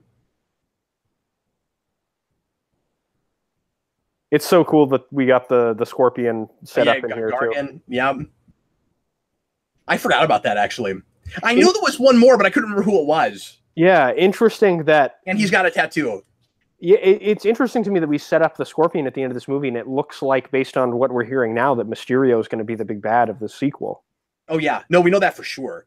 Or at least we know that he's in it. I mean, I guess they could have multiple big bads. I hadn't really thought about that. Well, I mean, but that was the big thing with this movie too, is we just kept getting casting. We were like, how big is this movie going to be? Because I mean, and I wish we hadn't known as much as we did, but it was like, they're going to do that many villains. And then they did precisely what I was hoping they were doing, where, oh no, they're just kind of like thugs and henchmen, and they might come into their own later. But they also don't skimp on them. Like, obviously, I don't need a full-blown Scorpion suit in this movie. That would have been too much. Yeah. But you know, we get the shocker things, and that's pretty cool. Yeah, it would have been too much, especially for the kind of movie we're in here. Like, if we got a flying green man and a green man with a giant tail fighting Spider-Man at the end, it would have felt a little too big for me, maybe. You know? Yeah, well, and again, trying to get as far away from stuff that's happened before, that would be way too Amazing Spider-Man 2, because they dialed that stuff up to 11. Instead of one green man fighting Spider-Man at the end, you have two! And we try to turn everyone into scorpions and vultures! Oh my god. Scorpions and vultures will rule the earth! Yes, because we'll rule the world from sky and land. Now we just need something in the sea, and an octopus. You wait till Kraven shows up, and he just makes everyone hunters. I still submit that, especially after how dark and still super fun Black Panther was able to go, I more than ever think Kraven's Last Hunt is possible in this universe and on the big screen. I'm going to go that far. Humor in that kind of a movie, though. Well, I think you can reinvent that story such that it is true enough to it, and still a different thing, and still have the kind of broodiness that had. I'm not suggesting that you can translate that directly, but I think that story blended with maybe another story could be really great. Maybe. I feel like you need a pre-existing relationship with those characters for the story to be as pertinent as it is. Yeah, I know. No, you're right about that.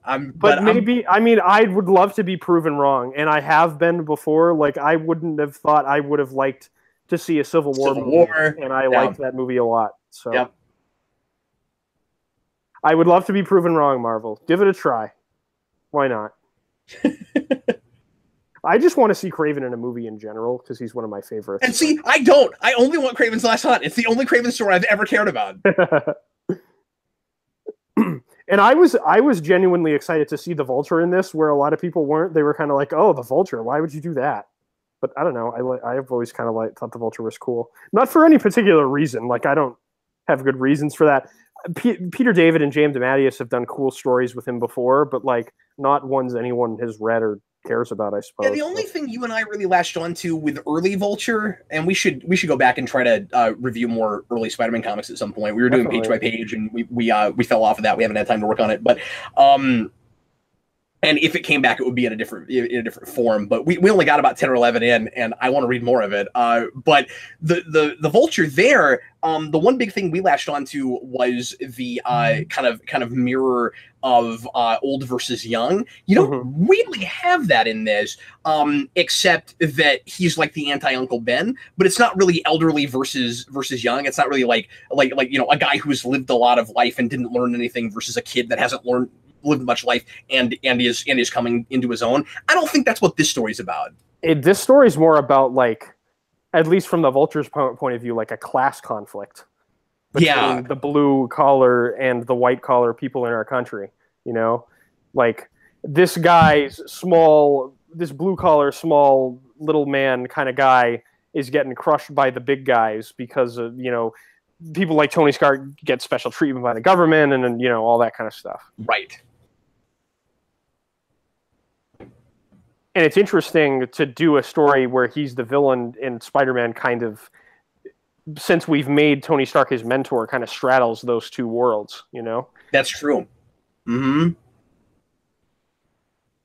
And Tony Stark at one time was very much part of the system that created Vulture. Oh, yeah. I mean, the Tony Stark at the beginning of Iron Man 1, I would root for Michael Keaton's character, like if they were in a movie together.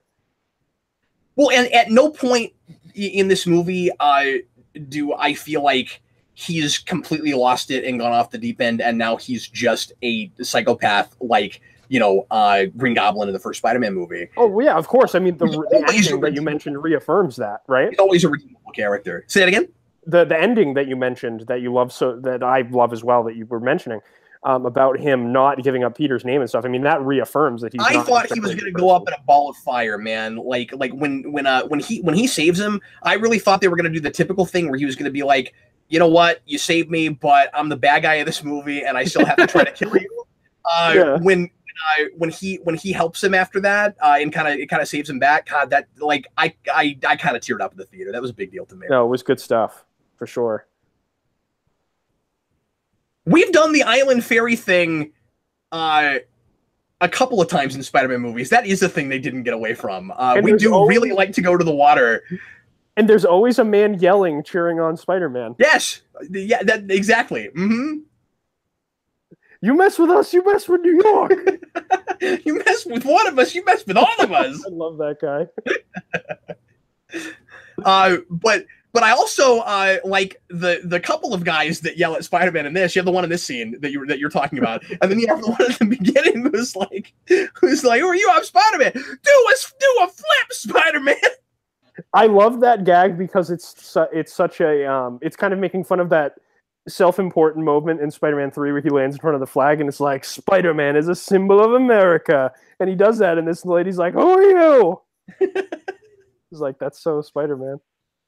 Well, and I hadn't thought of this before. I also like that this is a world now finally, and we earned this, right? Like over the years, where we're the citizens of New York are used to superheroes running around now, at least to some degree. Like not like in the comics, we don't have as many people like patrolling, but they're used to the idea of that. So that guy is not like, oh no, there's this mysterious guy in a costume. What's this gonna be like? He's just like, do a flip. I know you have superpowers. You got agility. Do the thing. No one's going to be surprised that he stole that guy's pizza. Yes, and those are tied now. I don't know which of those is funnier. I don't know what's better, do a flip or he stole that guy's pizzas. And they're both delivered brilliantly. Yeah, I love the guy. He stole that guy's pizzas. This is one of, if not the best written scenes in this movie. I think so too. When he tells him that the adult is talking. The adult is talking, and when he walks out of the suit. That is so cool. It's like, well, you'd be here if you were... because Tony Stark is a grown-up now. He's eccentric, and he's still learning, and he will still mess up a lot, because that's Tony Stark. Man, I love how intense he is in this movie. And he also, I think this is one of those places where I get really impressed with business, Dan, where we use business strategy and good storytelling in tandem to make the piece work and make it sell. You can do both. Tony Stark is here to give credibility to Spider-Man in this universe and to bring in people who might not be ready for more Spider-Man or don't care about this character but want to see MCU movies. He also has to be in this movie for the story they're telling to work. You can do both. Yeah, I think Marvel is the only studio in Hollywood currently that's doing both of those things well. I mean, it depends on the movie, I guess, but yeah. No, I mean, like, overall, like, can you think of another studio in Hollywood that does the business and storytelling thing in tandem as well as Marvel does? I mean, I can't think of one. Well, I don't know if just regularly. I mean, are we talking about studios or are we talking about franchises? I mean, I'm talking about Marvel Studios as a studio. Oh, okay. Yeah. I mean, like, I see, I don't know. I mean, like we see other movies from other studios that are that I think are good business and good storytelling, but it is somewhat few and far between. Like, sure. More often when you get a great movie, it's not totally sure how to advertise itself. But I hear what you're saying because you're talking about more this kind of situation where a choice was made for a big business reason, but you couldn't tell just looking at the story. Marvel is the most successful studio in Hollywood for a reason, because they're really good at smart business decisions, making the movies that they think people will see, even if they're risky, and most of the time telling pretty compelling stories. I mean, I don't love all of their movies. I'm not like blindly, like I love everything they put out. I think some of the risks they've taken have paid off wonderfully, obviously, like, you know, Guardians and stuff, and others haven't for me personally, like Ant-Man. But I mean, blow for blow with any other studio in Hollywood that's this successful, I mean, I can't name anyone else. So Aunt May is younger, I think, mostly just to do something different because they're so worried about this looking too much like the other movies and being derivative. I'm honestly a little bit surprised that Spider-Man's not just by himself all the time and that he doesn't like just walk home and we don't even know who he lives with. I also think Marissa Tomei is in the movie because her and Downey are really good friends, and I think they used to date at one point. So I don't know if like the reason why she's young is because Downey got Marissa Tomei to be Aunt May in Civil War, but I wouldn't be surprised if he's the reason why she was ultimately chosen, you know, that he recommended her and stuff like that. So you know how much I like looking at titles as part of the piece we're looking at. How do you read the title? Does it mean anything beyond the just, you know, the period of time in the history of the school year? Like what is it? I mean, it's obviously a movie about like finding yourself and I guess coming home to the essence of who you are as a human being, like who you want to be, what kind of person you are. And high school is all about that kind of formative stuff, you know. I mean, that's how I kind of looked at what they were going for, other than the kind of meta, you know, oh, Spider-Man's back with Marvel, you know? Right, yeah. I think that had a lot to do with their choosing that title. I really like I think you're absolutely right. I think that's what it is. I like that it's not so on the nose that it's already a globe-trotting movie and that the majority of the action happens in like Berlin or something. And then he gets back home and he's also found himself. I'm glad we didn't do that. The first Spider-Man movie is actually Skyfall. You know, we're gonna... Yeah, but I also love that it screams high school. Yes, it does. I mean, like you said, from everything from the casting to the way that things are written here, that seemed to be the main focus of the film. You know, was getting that stuff right. Because Marvel knows how to do the superhero action stuff. I mean, I don't think anybody has any complaints about the way Marvel's action scenes go, other than the fact that like some people think they obligatorily devolve into an action scene at the end of every film. But yeah. I'm glad that they seem to have put that stuff before the action, you know? Yeah. Yeah, but just because you end with an action scene doesn't make it de-evolving. Oh, exactly. Yeah, but sometimes you build to it, and that's like the Thor 2 thing. Black Panther does not. Here comes the obligatory third act action scene. But Black Panther doesn't have that problem. No, definitely not. How else is that going to resolve? You've got a king that's got to take his crown back. Yeah, like if I don't obviously like, you know, if you have the audience invested in the characters and all that stuff, it doesn't feel obligatory and forced. Speaking of obligatory, though, montage. This is not a bad montage or anything, but I will say that is a thing we've never not done in Spider-Man movies. There's not been one without a montage. Very true.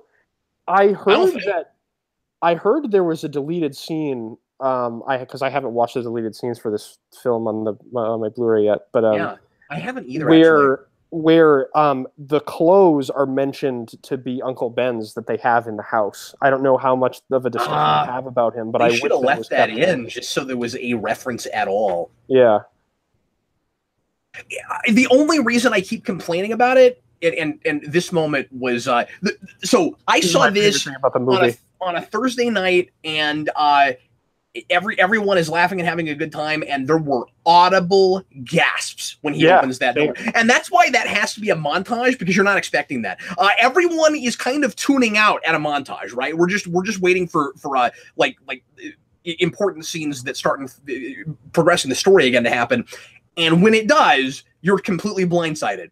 I will still complain that this is kind of convenient, but I love it anyway. Oh, but it's so Stan Lee, though. That's what I love about it. It's worth it. It is. I mean, it is convenient. Like I can't. You know, the writer in me says that's cheating, but I love it so much. It's so like early '60s Stan Lee, Steve Ditko, John Romita kind of Spider-Man stuff, where you'll have a villain like. I mean, this is what they did with Norman Osborn, and why that story is so impactful and great is.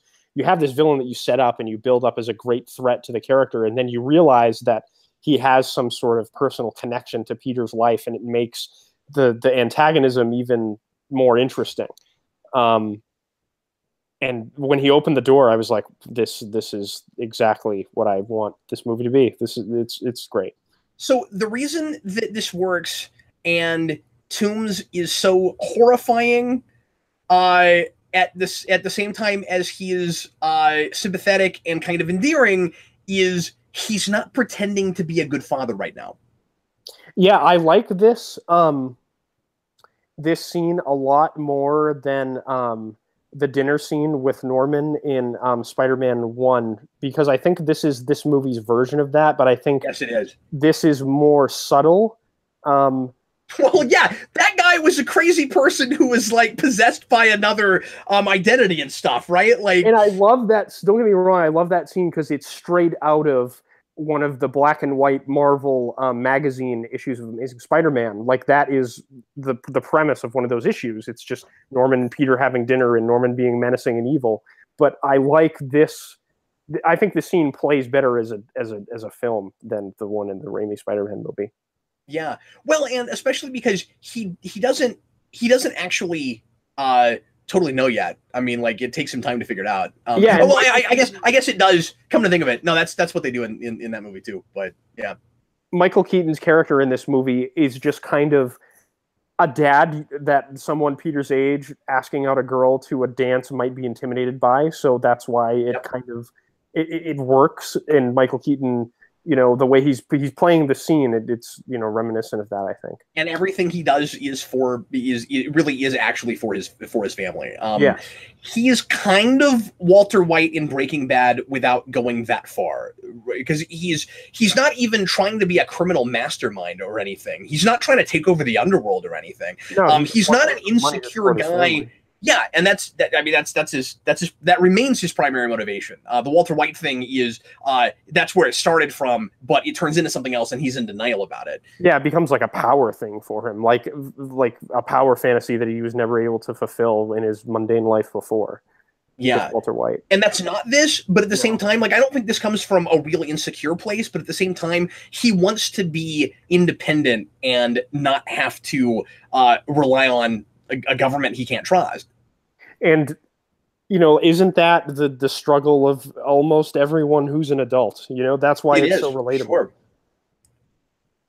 And it's all about how life isn't fair because he's not doing the right thing, and he did accidentally kill someone earlier, and he is, you know, accountable for that, even though it was accidental. You know what I mean? Like the life he's living, you know, led to all that.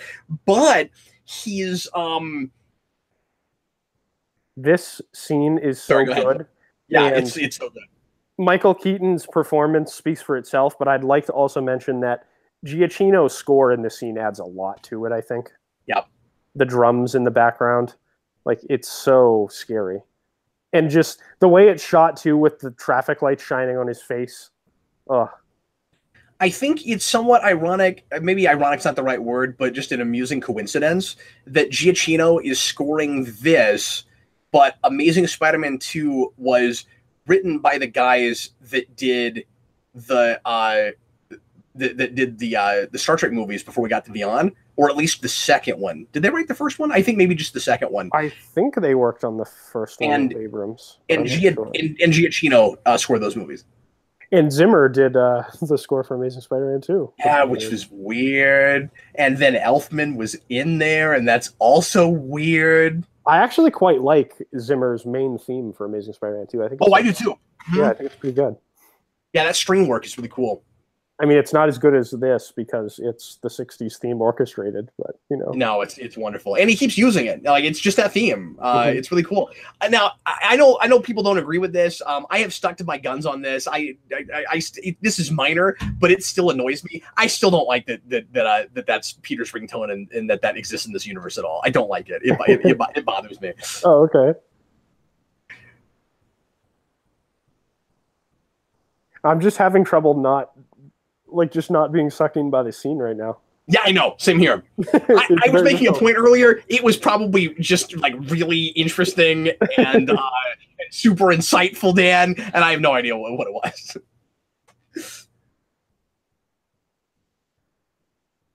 When I'm sure you've read about this, but Tom Holland has said that when he was on the set filming this movie with Michael Keaton, like in between takes, he would just whisper, "I'm Batman," to people.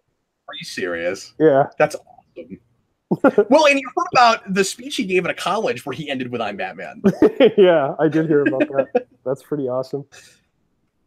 I love that he's embraced that, especially after Birdman. How great is that, right? I love it too, because you can tell he like doesn't keep up with this stuff at all. He's like, yeah, I saw parts of the Nolan movies. They were cool, I guess. Yeah. But I'm Batman. Yeah, he just goes to work, you know? Yeah.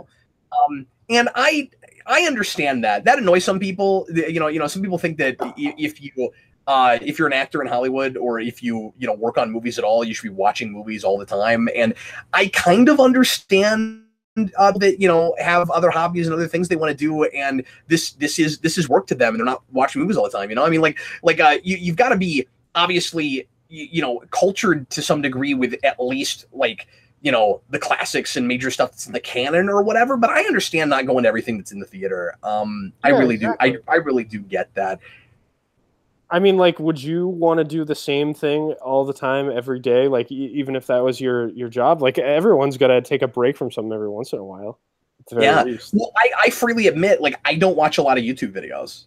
I've always said that. This is what I do for a living. I did this for 9 years. I spend most of my time making videos and talking about stuff. I don't watch a lot of reviews. Yeah, I suppose that's true. There are a few channels that you really like and follow all of their stuff from, but they're not. It's not like you're constantly watching them all the time.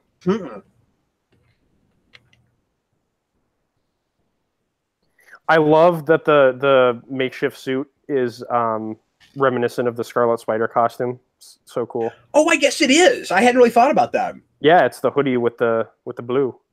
Well, and I hadn't brought this up yet, but you know how I'm always complaining about how both previous franchises, there's no explanation for how he's able to build a suit that he could not possibly afford. And finally we have one! It finally works! It took this long! One of the primary action scenes of a Spider-Man movie takes place on a school bus. I love this. Yeah, it's really cool. And of course, it's not like this was a cheap movie. These are still big scenes. It's just the locales and what exactly we're looking at. But it feels not unlike a kind of minimalistically made movie. Would you agree with that, Dan? No, I agree 100%. I was kind of surprised that the budget was as high as he was when you were talking about numbers and stuff. Yeah. And I'm not going to say I don't understand why it cost that much to make, because I kind of do. But I also think some of that, just talking to DJ, they shot a ridiculous amount they didn't use. Oh, really? Like, this movie could have been like 4 hours long. He talked about all kinds of things that he didn't even understand. Again, go back and look at the video. He talks about all kinds of things where he's like, I don't even know where that would have gone and what the point of it was. Like, that's interesting. I wonder if they like film stuff like that to throw actors off so they don't give away spoilers and stuff. That's a lot of money to spend just for that. But you might be right. Disney cash now. Right. Money, money, money. I don't think that they were arrogant enough to assume that this movie was going to be a massive hit. I think they did everything they did to try to make that happen. And again, I think that the marketing was brilliant, but I don't think in the back of their minds they were complacent at all. No, I don't think so. I don't think this was nearly as aggressively marketed as Amazing 2, which... That's impossible. Nothing ever has been in any medium. Nothing. Hyperbolic? No. No, you're not at all. You're actually quite right about that, I think. Nothing has ever been that aggressively marketed in the history of the universe. I just found it sort of refreshing that you said the marketing was brilliant. I think they just realized that, just don't shove it in people's faces all the time. Oh, you know what I just thought of? By the way, I like the flash drive plate. That's pretty great. Yes. I just thought of this. Isn't it kind of fun and amusing to compare this scene to Shuri in Black Panther? Helping out Black Panther driving the car. Really good at driving. Yeah. Well, and also just that high tech versus low tech. Yeah, true. I thought it was just kind of cool to have Spider-Man drive a car. I was like, the Spider-Mobile. I wish it was a Jeep. Yeah, because Dan's going to make those connections to everything. I wish it was a Jeep. That would have been awesome. Pretty soon, we're going to see the reflective panels on the airplane, which is a callback to Iron Man 3. I think it's really, really cool that they did that. Oh, I didn't even realize that connection. That's crazy. Yeah, so the kid in Iron Man 3, he's an inventor, and he suggests retro reflective panels to Tony Stark, and now he has them. He took that idea from that kid and put them on this airplane. That's really cool. I've laughed really hard at this excuse that he makes up. It's so funny. Because anything you say is not going to get you into as much trouble as the actual truth. At least with your best friend, you can't out Spider-Man. That's true. And who would believe you? I meant to mention this in eternity ago now, Dan. The one reference to MCU that I'm not sure I totally bought in the context. Again, this is a really super minor thing, and people will probably think that I'm nitpicking things to death when I say this. But really, we're teaching the Sokovia Accords already in the classroom. Like, is it current events time? Like, what exactly? It looked like just a lecture and a history course. Like, that just happened. In social studies classes, they sometimes do like current event units and stuff. So I don't know. I thought maybe that could happen. Just the context of it, the way it was framed, it didn't seem like the way you do current events. I don't know.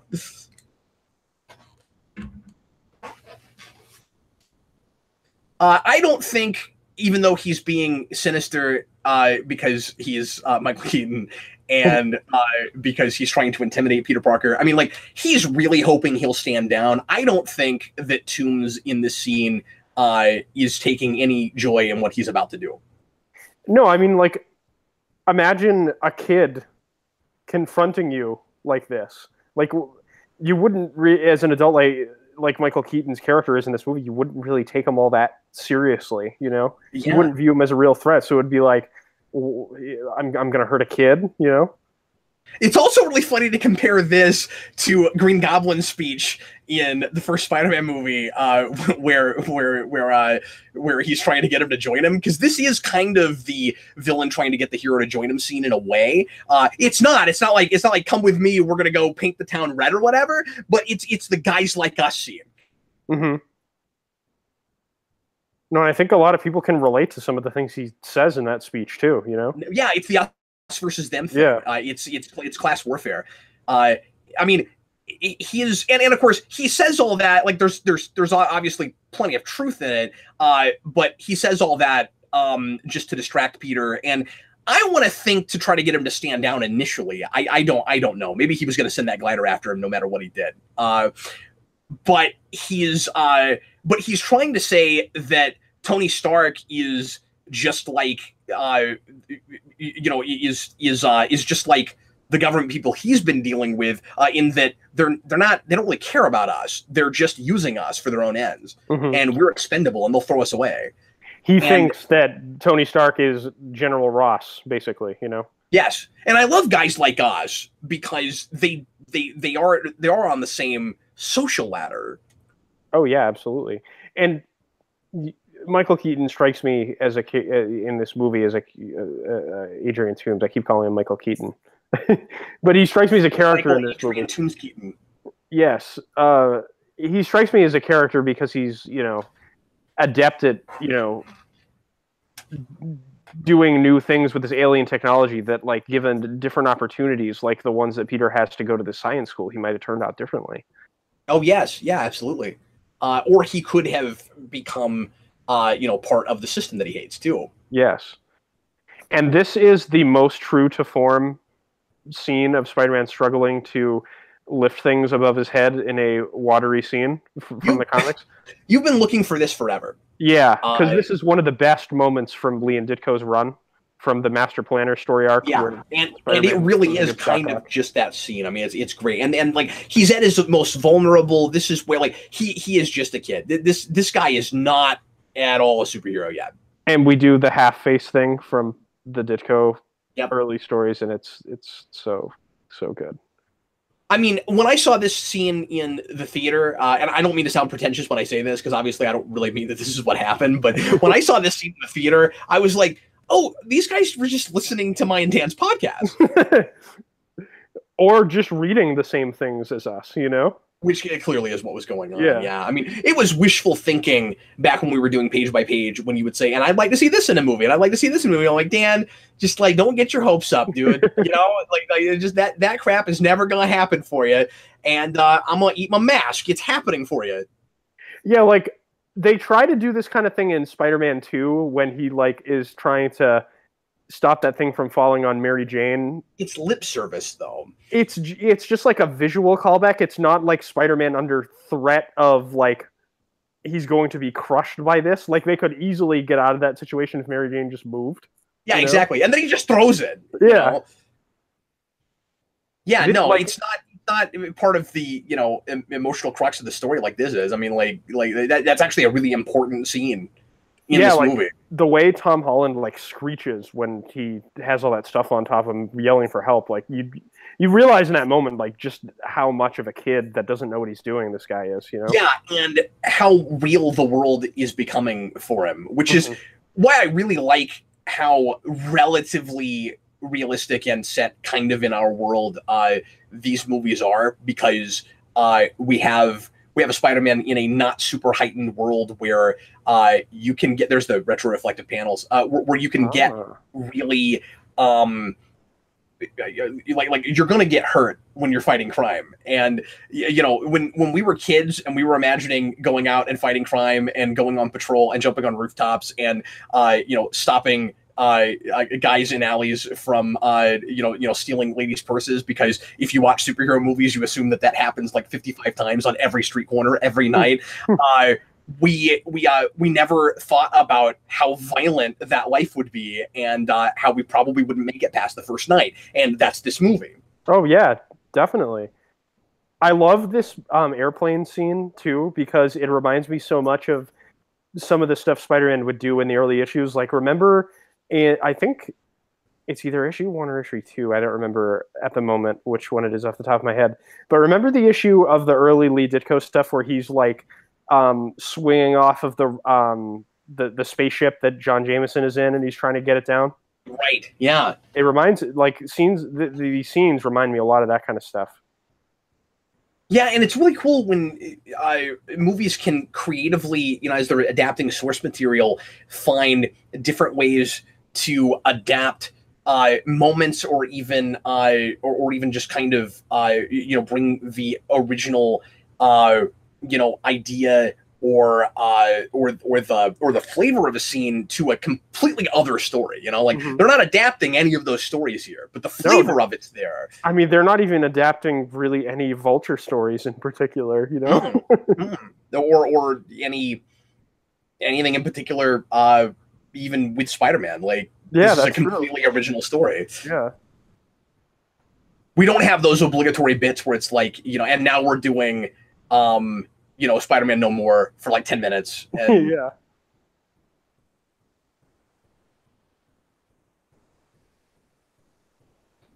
I love how much of a kid in a candy store the Vulture is when he sees all this stuff. It's great. So funny. Yeah, and we also do a good job of getting things from his perspective, too. Once again, he's not the obligatory villain. Mm-hmm.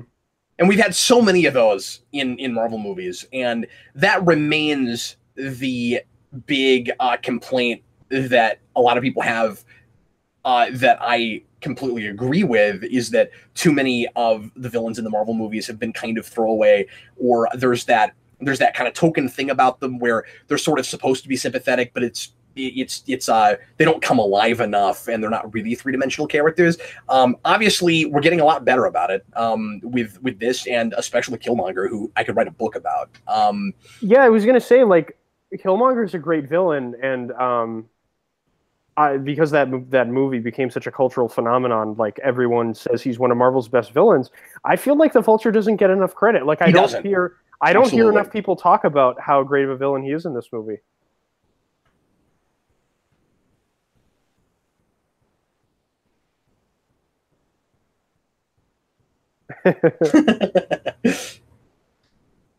I love moments like that where he's like, I can't believe that worked.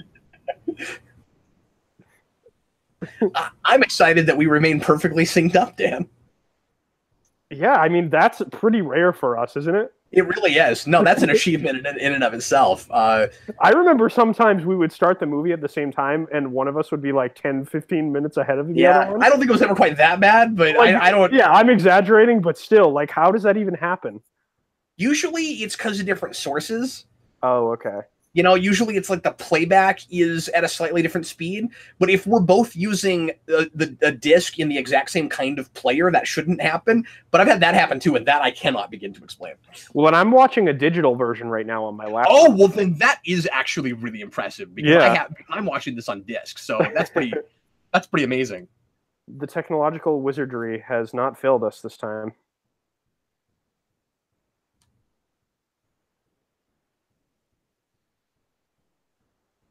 This is exactly like when he has to bring the spaceship down in that issue. It's so cool. Oh, yeah. Batman did this in the first issue of Tom King's run. Oh, did he? With an airplane, yeah. That's really interesting. I've never... It wasn't with webbing, because he's Batman, but he did a similar thing to this.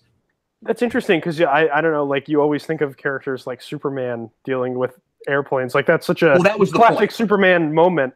To do it with Batman's kind of that was the point, because he's supposed to die. He doesn't think he's going to make it out, and he ends up getting saved by Gotham and Gotham Girl, who have Superman-like powers. That was the whole point of that. Oh, interesting. That's cool. You would like those a lot, I think. I'd have to. I've heard really good things about his run. I'll have to check it out at some point. I mean, I know you're not a big Batman guy, and we all know that you're just wrong about that. But it's. But I think but if Batman's good, I would like to read. Well, you and I have reviewed plenty of Batman together. It's not like you don't read Batman ever. Yeah, and I read a lot of Scott Snyder's run, and read that pretty consistently until. Oh, I didn't even realize that. Yeah, I can't remember when I stopped. We might have even reviewed some of that together. I forget now. I think we did the Joker arc together at the least, and maybe Zero Year as well. Death of the Family? No, 0 Year we never did. Oh, well, I don't think we did. I don't know. It's I been a know we did while. at least one of those things. I love the choice of sound there, where he loses his hearing for a minute, and once again we're put perfectly in his head. That's always a really good device to keep us with our protagonist. Oh yeah, definitely. I'm not pretending like this is the first time I've ever seen that, but it's really effective in this scene. It reminded me of a little bit of the sound that the Raimi Spider Sense sound effect is. Oh, interesting. Yeah. We're really subtle about spider sense in these. Mm-hmm. Really subtle. I wonder if it'll be made more prominent after the kind of showing they deliberately made of it with the hair standing up in Infinity War. I'm surprised we haven't really talked about Infinity War at all throughout this, because yeah, I guess we haven't. Such a big part of why people were broken up about the ending of that movie. That's true. Yeah. No, we haven't really talked about that. And once again, he had this adventure, and then he had to go right back into the fray of the larger comic world, and then like even cosmic, and had to go to space, and he's still very much not ready for any of that. He's he's learned a lot, and his heart is very much even more in the right place. But he's still just a kid, and he hasn't gotten to live enough life, and it's wonderfully tragic. I mean, obviously he will come back, but in that film, it's wonderfully tragic. Yeah, and I think maybe the fact that people were so invested in that version of Spider-Man dying at the end of that movie speaks to the quality of this film and people's investment in this version of the character, I suppose. It's so weird. This movie was almost like quietly popular. Yeah. Most of the people I talk to about it, they're like, "Oh yeah, I thought that was quite good," or "I didn't really care for it too much." But people didn't have strong opinions, though. Yeah. Which almost makes sense because of the kind of movie it is. Like, we can do some really good analysis of these characters and what they're all about, and it's certainly a really good story, but it's also just a really good time in the theater. It's one of those things where I imagine a lot of people, like, while they're watching it, they're invested, but I don't know that most people go home and think about a movie like this. No, I think they go for the whole roller coaster of it all, But I think it keeps them engaged because that stuff's there, and then afterwards they maybe don't think about it. Oh yeah, definitely. But we really, really subvert expectations with this ending. I think so too. Yeah, I needed this in a Spider-Man movie. In fact, I would go as far as to say that out of all of the stuff that I can point to that separates this out and makes it feel like a real, authentic, finally Spider-Man experience through and through 100%, it's the fact that this movie ends the way it does. Yeah, I love the little note that he leaves too.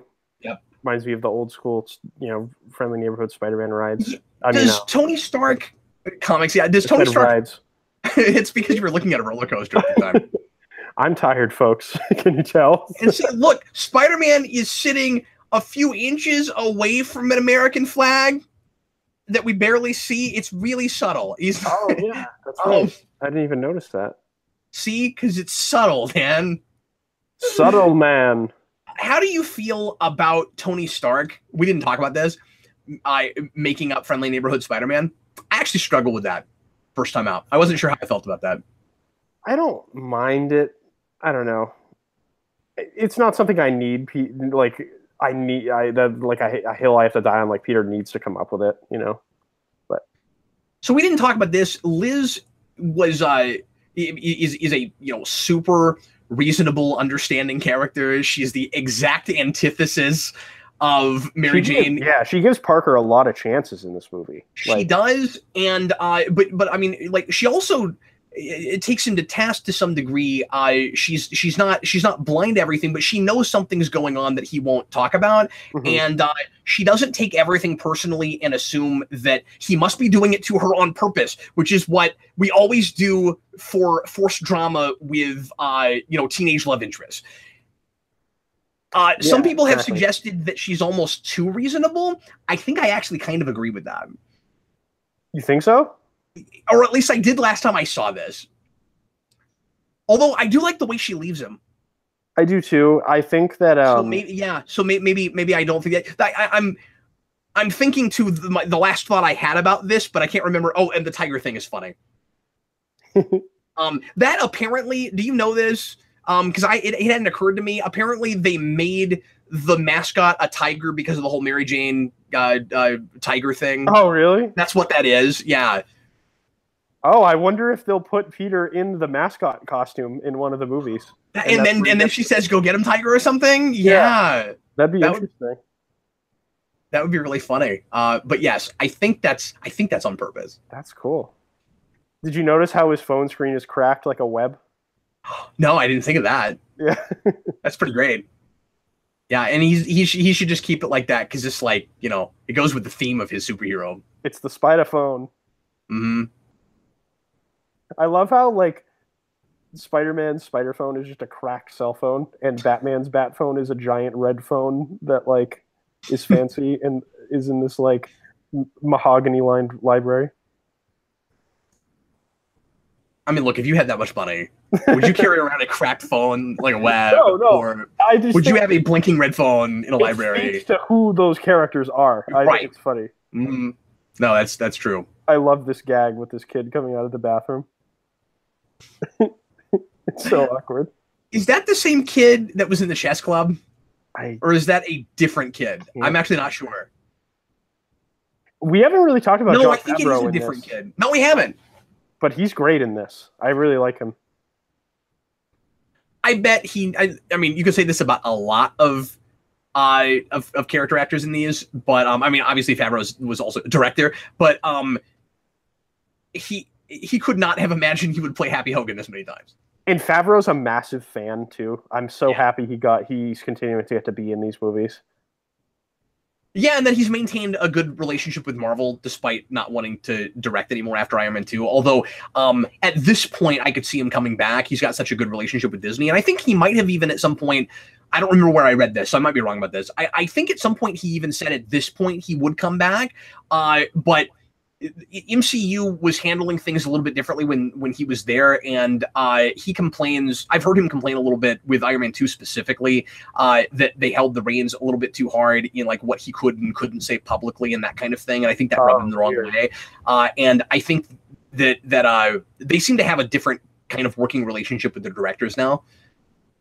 Interesting.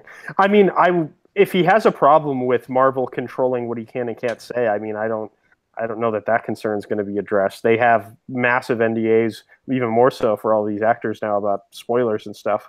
That's true, but at the same time, I think they've been a lot looser about what they're allowing them to talk about, because you see, I mean, like, it was just kind of, you know, really small, minor stuff, and he would tweet, and they'd be like, oh, you can't say that? This is what I remember. This is from years ago.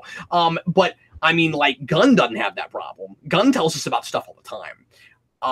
Yeah, that's true. Like they let him, or they just have an agreement where he can kind of say whatever he wants to, but like because he's making them so much money, I guess. I don't know.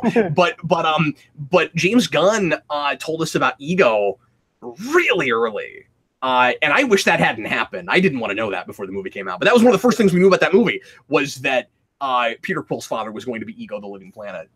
So again, for this suit, we're pulling from the look of Ben Reilly, which is weird. Do you think that's what that is? Oh, the spider looks exactly like the Ben Reilly Spider-Man symbol. Oh, now you say that. Suit. Yeah, I guess it does. Yeah. I just think it's weird, and I don't like the design of the suit. I like the other one better. I know you don't. I like it a lot. I don't know why. I'm the only person in the universe that likes this suit. But I mean, I don't think it's bad. I just think the other one is so perfect. You know? Yeah. Like, I just love the design of the other, the first Tony Stark suit. I think it's so smart. Just this writing in the scene, that the big kind of embodiment of what he's learned and the arc he's been through is he's not going to become an Avenger. He's not going to wear that suit. Mm-hmm. I really like that too. Also, just because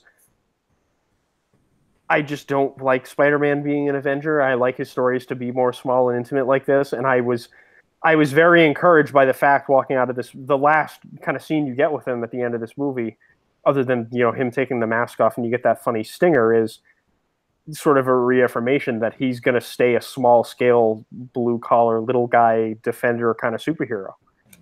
Yeah, and I love how much of that has to do with the Vulture and the relationship he has with the Vulture by the end of this. Yeah, exactly. He's not fully blaming the Vulture for everything. I mean, obviously he's to be held accountable, but there's a system that kind of created that. Gwyneth Paltrow walking in this scene was a big deal. Because we hadn't seen her in so long, and we weren't sure if we ever would again. I mean, just because she wasn't coming into movies, they had to kind of contrive relationship issues during Civil War, and that was weird and came out of nowhere. It seemed like, and I think they made it work okay. But now she's back, and I guess they just resolved all of that. Okay, that's a big problem. Okay, sorry, Favreau. Says we've been waiting for this since 2008. Is it 2020 or not? Like, what year is it? Like I don't know. You see what I'm saying? I just don't think they were thinking about it that hard. Well, I was, because I've had questions about the timeline before, and so it was very much on my mind. These are conversations I've had with Eric a lot. Some people thought that the idea that they actually really did have a press conference back there and that planned, and that Tony wasn't bluffing, was going too far. I don't agree with that. I like it a lot. Yeah, no, I thought that was funny, classic Tony Stark kind of stuff too. I don't really know why people had a problem with it. See, the suit is so perfect, Spider-Man. Why would you choose the other one?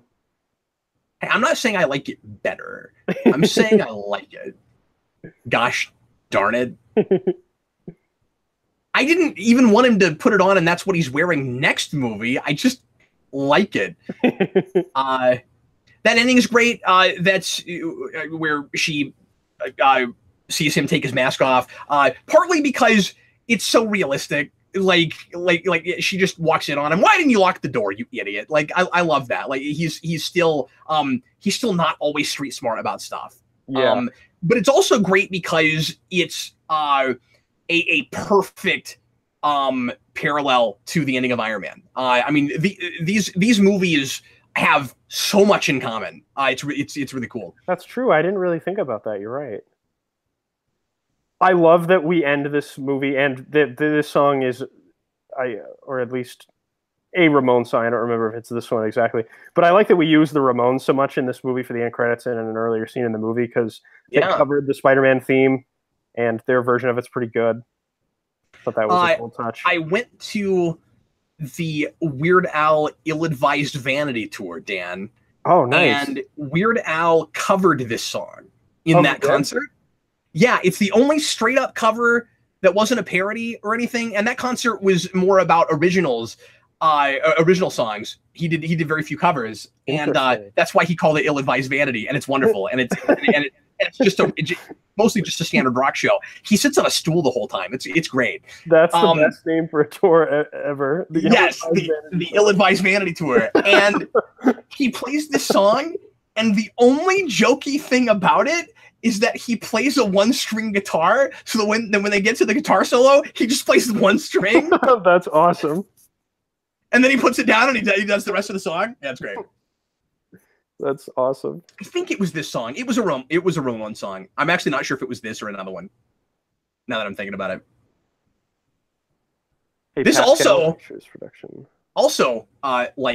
like Deadpool, we have a fun animated ending, except it doesn't have a lot of lewd pictures because it's not Deadpool. I do think I can make a lot of Deadpool parallels to the Spider-Man. I haven't thought that out a lot, so I'm not real articulate about it yet. I wonder.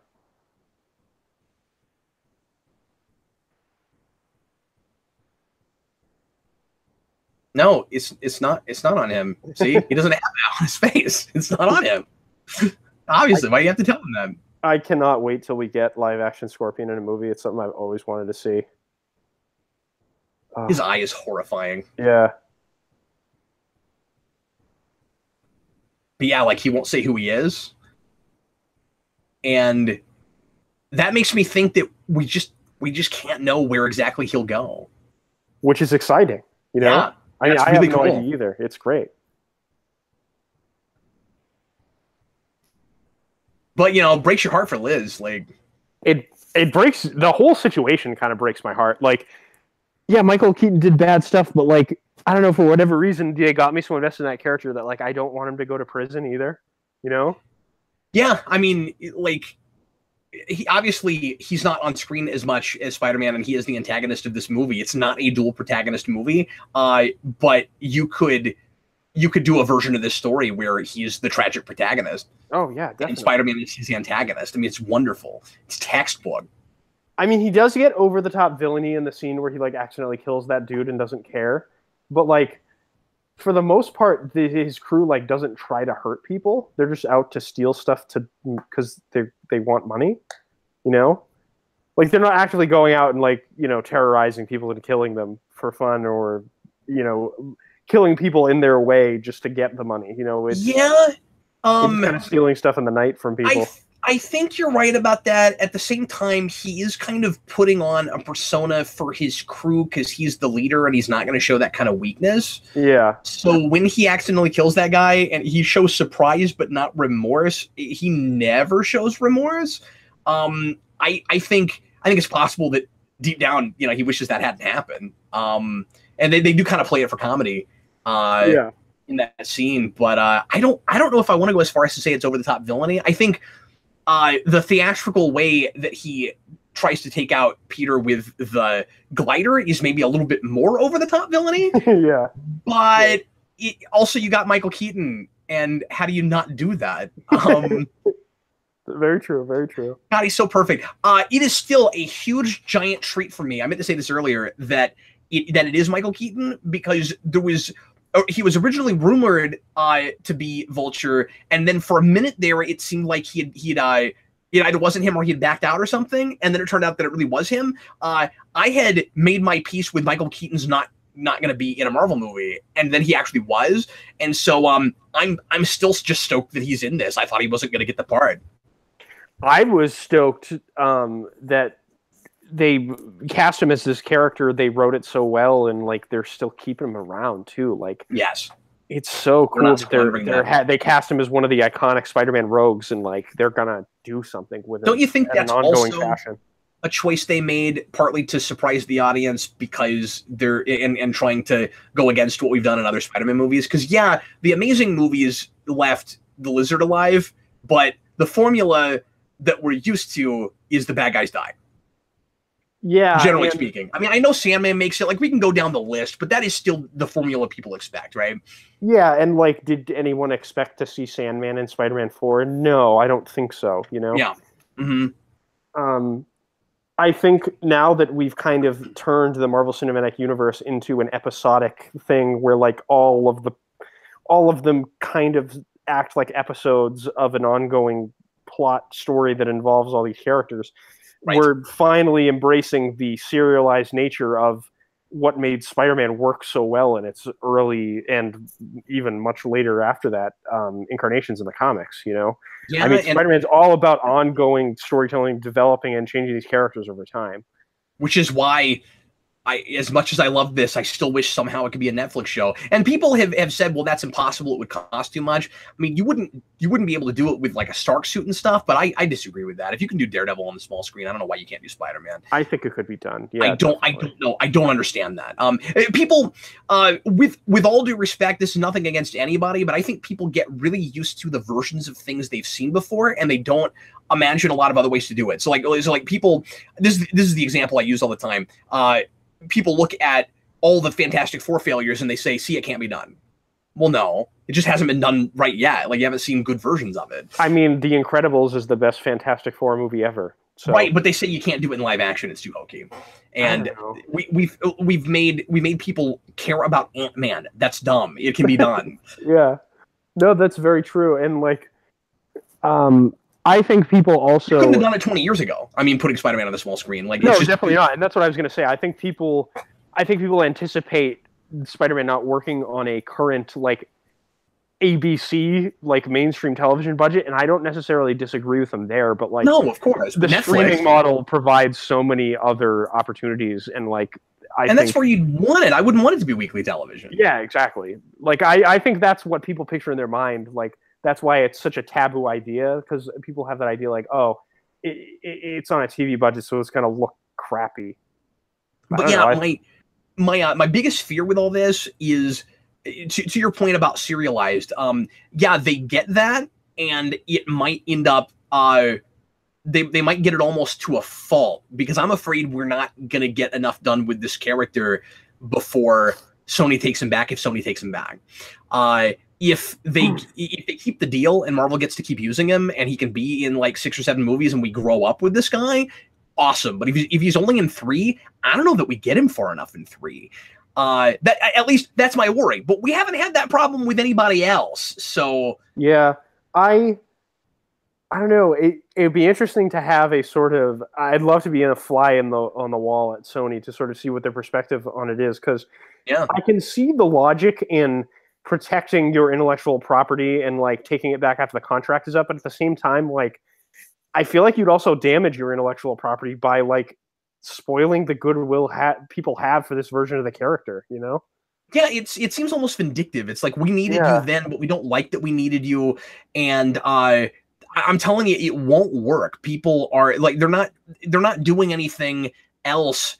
Like, we'll see with Venom, but I don't think we'll see with. I think we know how that's going to turn out. Like, even if it's really good, I don't think it does big guns because it's not MCU. And if people get that memo, that's going to hurt it.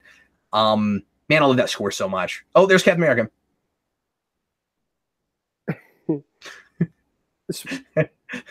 Patience. It's so funny. It's the key to victory.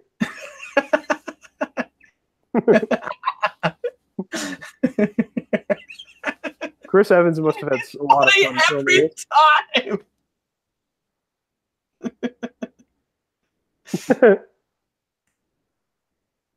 No, but to your point about Venom, I think since they're basing that on Lethal Protector and setting it in California, I don't even know if I believe the rumors about Peter Parker being in that movie. Like, I don't either. Like, why would Peter Parker be in San Francisco? Like, I don't know. It doesn't make any sense. No, it's really weird. And why would he even be in that movie unless he's actually fighting Venom? But we haven't, you know, we haven't seen it. We don't know what exactly they're doing. But my point is, I don't expect people to go see that movie and then it's so great and they love it so much that when Sony eventually, if Sony eventually gets Spider-Man back and makes Spider-Man movies themselves, they go, oh, well, yes, now, even after the amazing movies that we didn't like, we trust this company as much or more than MCU. I don't see it. No, me either. I think they would get burned real hard if they tried to do something like that. Yeah. But we'll see. We'll see if they end up doing that. I think even it might take the 11th hour. I think they'll chicken out and go, we're going to make more money if we don't do that, aren't we? Yeah, I mean, then or they get bought out by them because they like I keep hearing that Sony doesn't really wants to get out of the movie making business. It's possible, and which is part of why I don't understand why they're so obsessed with trying to make their own Spider-Man movies. I don't get that. But if that remains true, I mean, like by the end of the contract, Dan, they could not even they could be owned by someone else. Man, it would be crazy to think about, like, if Sony got bought out by another company other than Disney, like how that would complicate things. Oh, that would be a legal nightmare. And it's looking more likely that Comcast is going to get Fox than Disney at this point. And yeah, the whole thing is really interesting. Yeah, I guess we'll see. I heard that Disney was trying to put up a cash bid for Fox as well. But yeah, they were. But yeah, reports right now say that it looks like Comcast's bid is bigger, but I don't know if Disney can come back with a counteroffer. I don't really know how that works, but interesting. But yeah, so as I've said on a million commentaries, this dates this commentary, but this is where we are in this moment in time. Dan, anything else you're burning to say before we bid everyone farewell? I don't think so. I really like this movie. I think it's probably tied with Spider-Man 2 in my opinion as the best Spider-Man film in general. It's probably my favorite of them. I do have a lot of a nostalgic love for the first two Raimi films, but I do really like this movie. I mean, I've got nostalgia for them too, but they have continued to break down more and more as I've watched them. Eric and I had a notorious viewing of Spider-Man 2, and he very famously now almost straight up doesn't like that movie. Oh, interesting. Wow. But and I don't go as far as he does, but I will go on record to say I think story wise this movie is leaps and bounds over that movie. Oh, nice. I think this is easily the best of them, no contest. Personally, and I mean, I still have those things I love about those other movies, and I think Amazing is solid and doesn't get enough credit. No, I agree too. I mean, I think the only really terrible Spider-Man movies that I don't like and wouldn't watch again is 3. I mean, like even Amazing 2 like isn't a great movie, but there's things about it that I like and have went back to watch again about it. Yeah, sure. Yeah, one you and I are very much in agreement about 2. Yeah, and like I don't know, I feel like Sony gets a terrible reputation for their as a film company at large because they produce so many stinkers. But like I don't know, with the Spider-Man movies, they've made like 2 that I think are really not great movies. 2 films out of how many? I mean, I don't know, but yeah. Well, folks, thanks a lot for listening. Hope you enjoyed it. And Dan and I will be back with more commentaries over the summer, so look forward to it. And in the meantime, I am Captain Logan. And I'm Dan. No, you have to say, and I'm Dan. There you go. Thanks for that. I will. I've had a better day now because I got to hear you do that. That's great. Thanks again, folks. We'll see you again next time. Bye.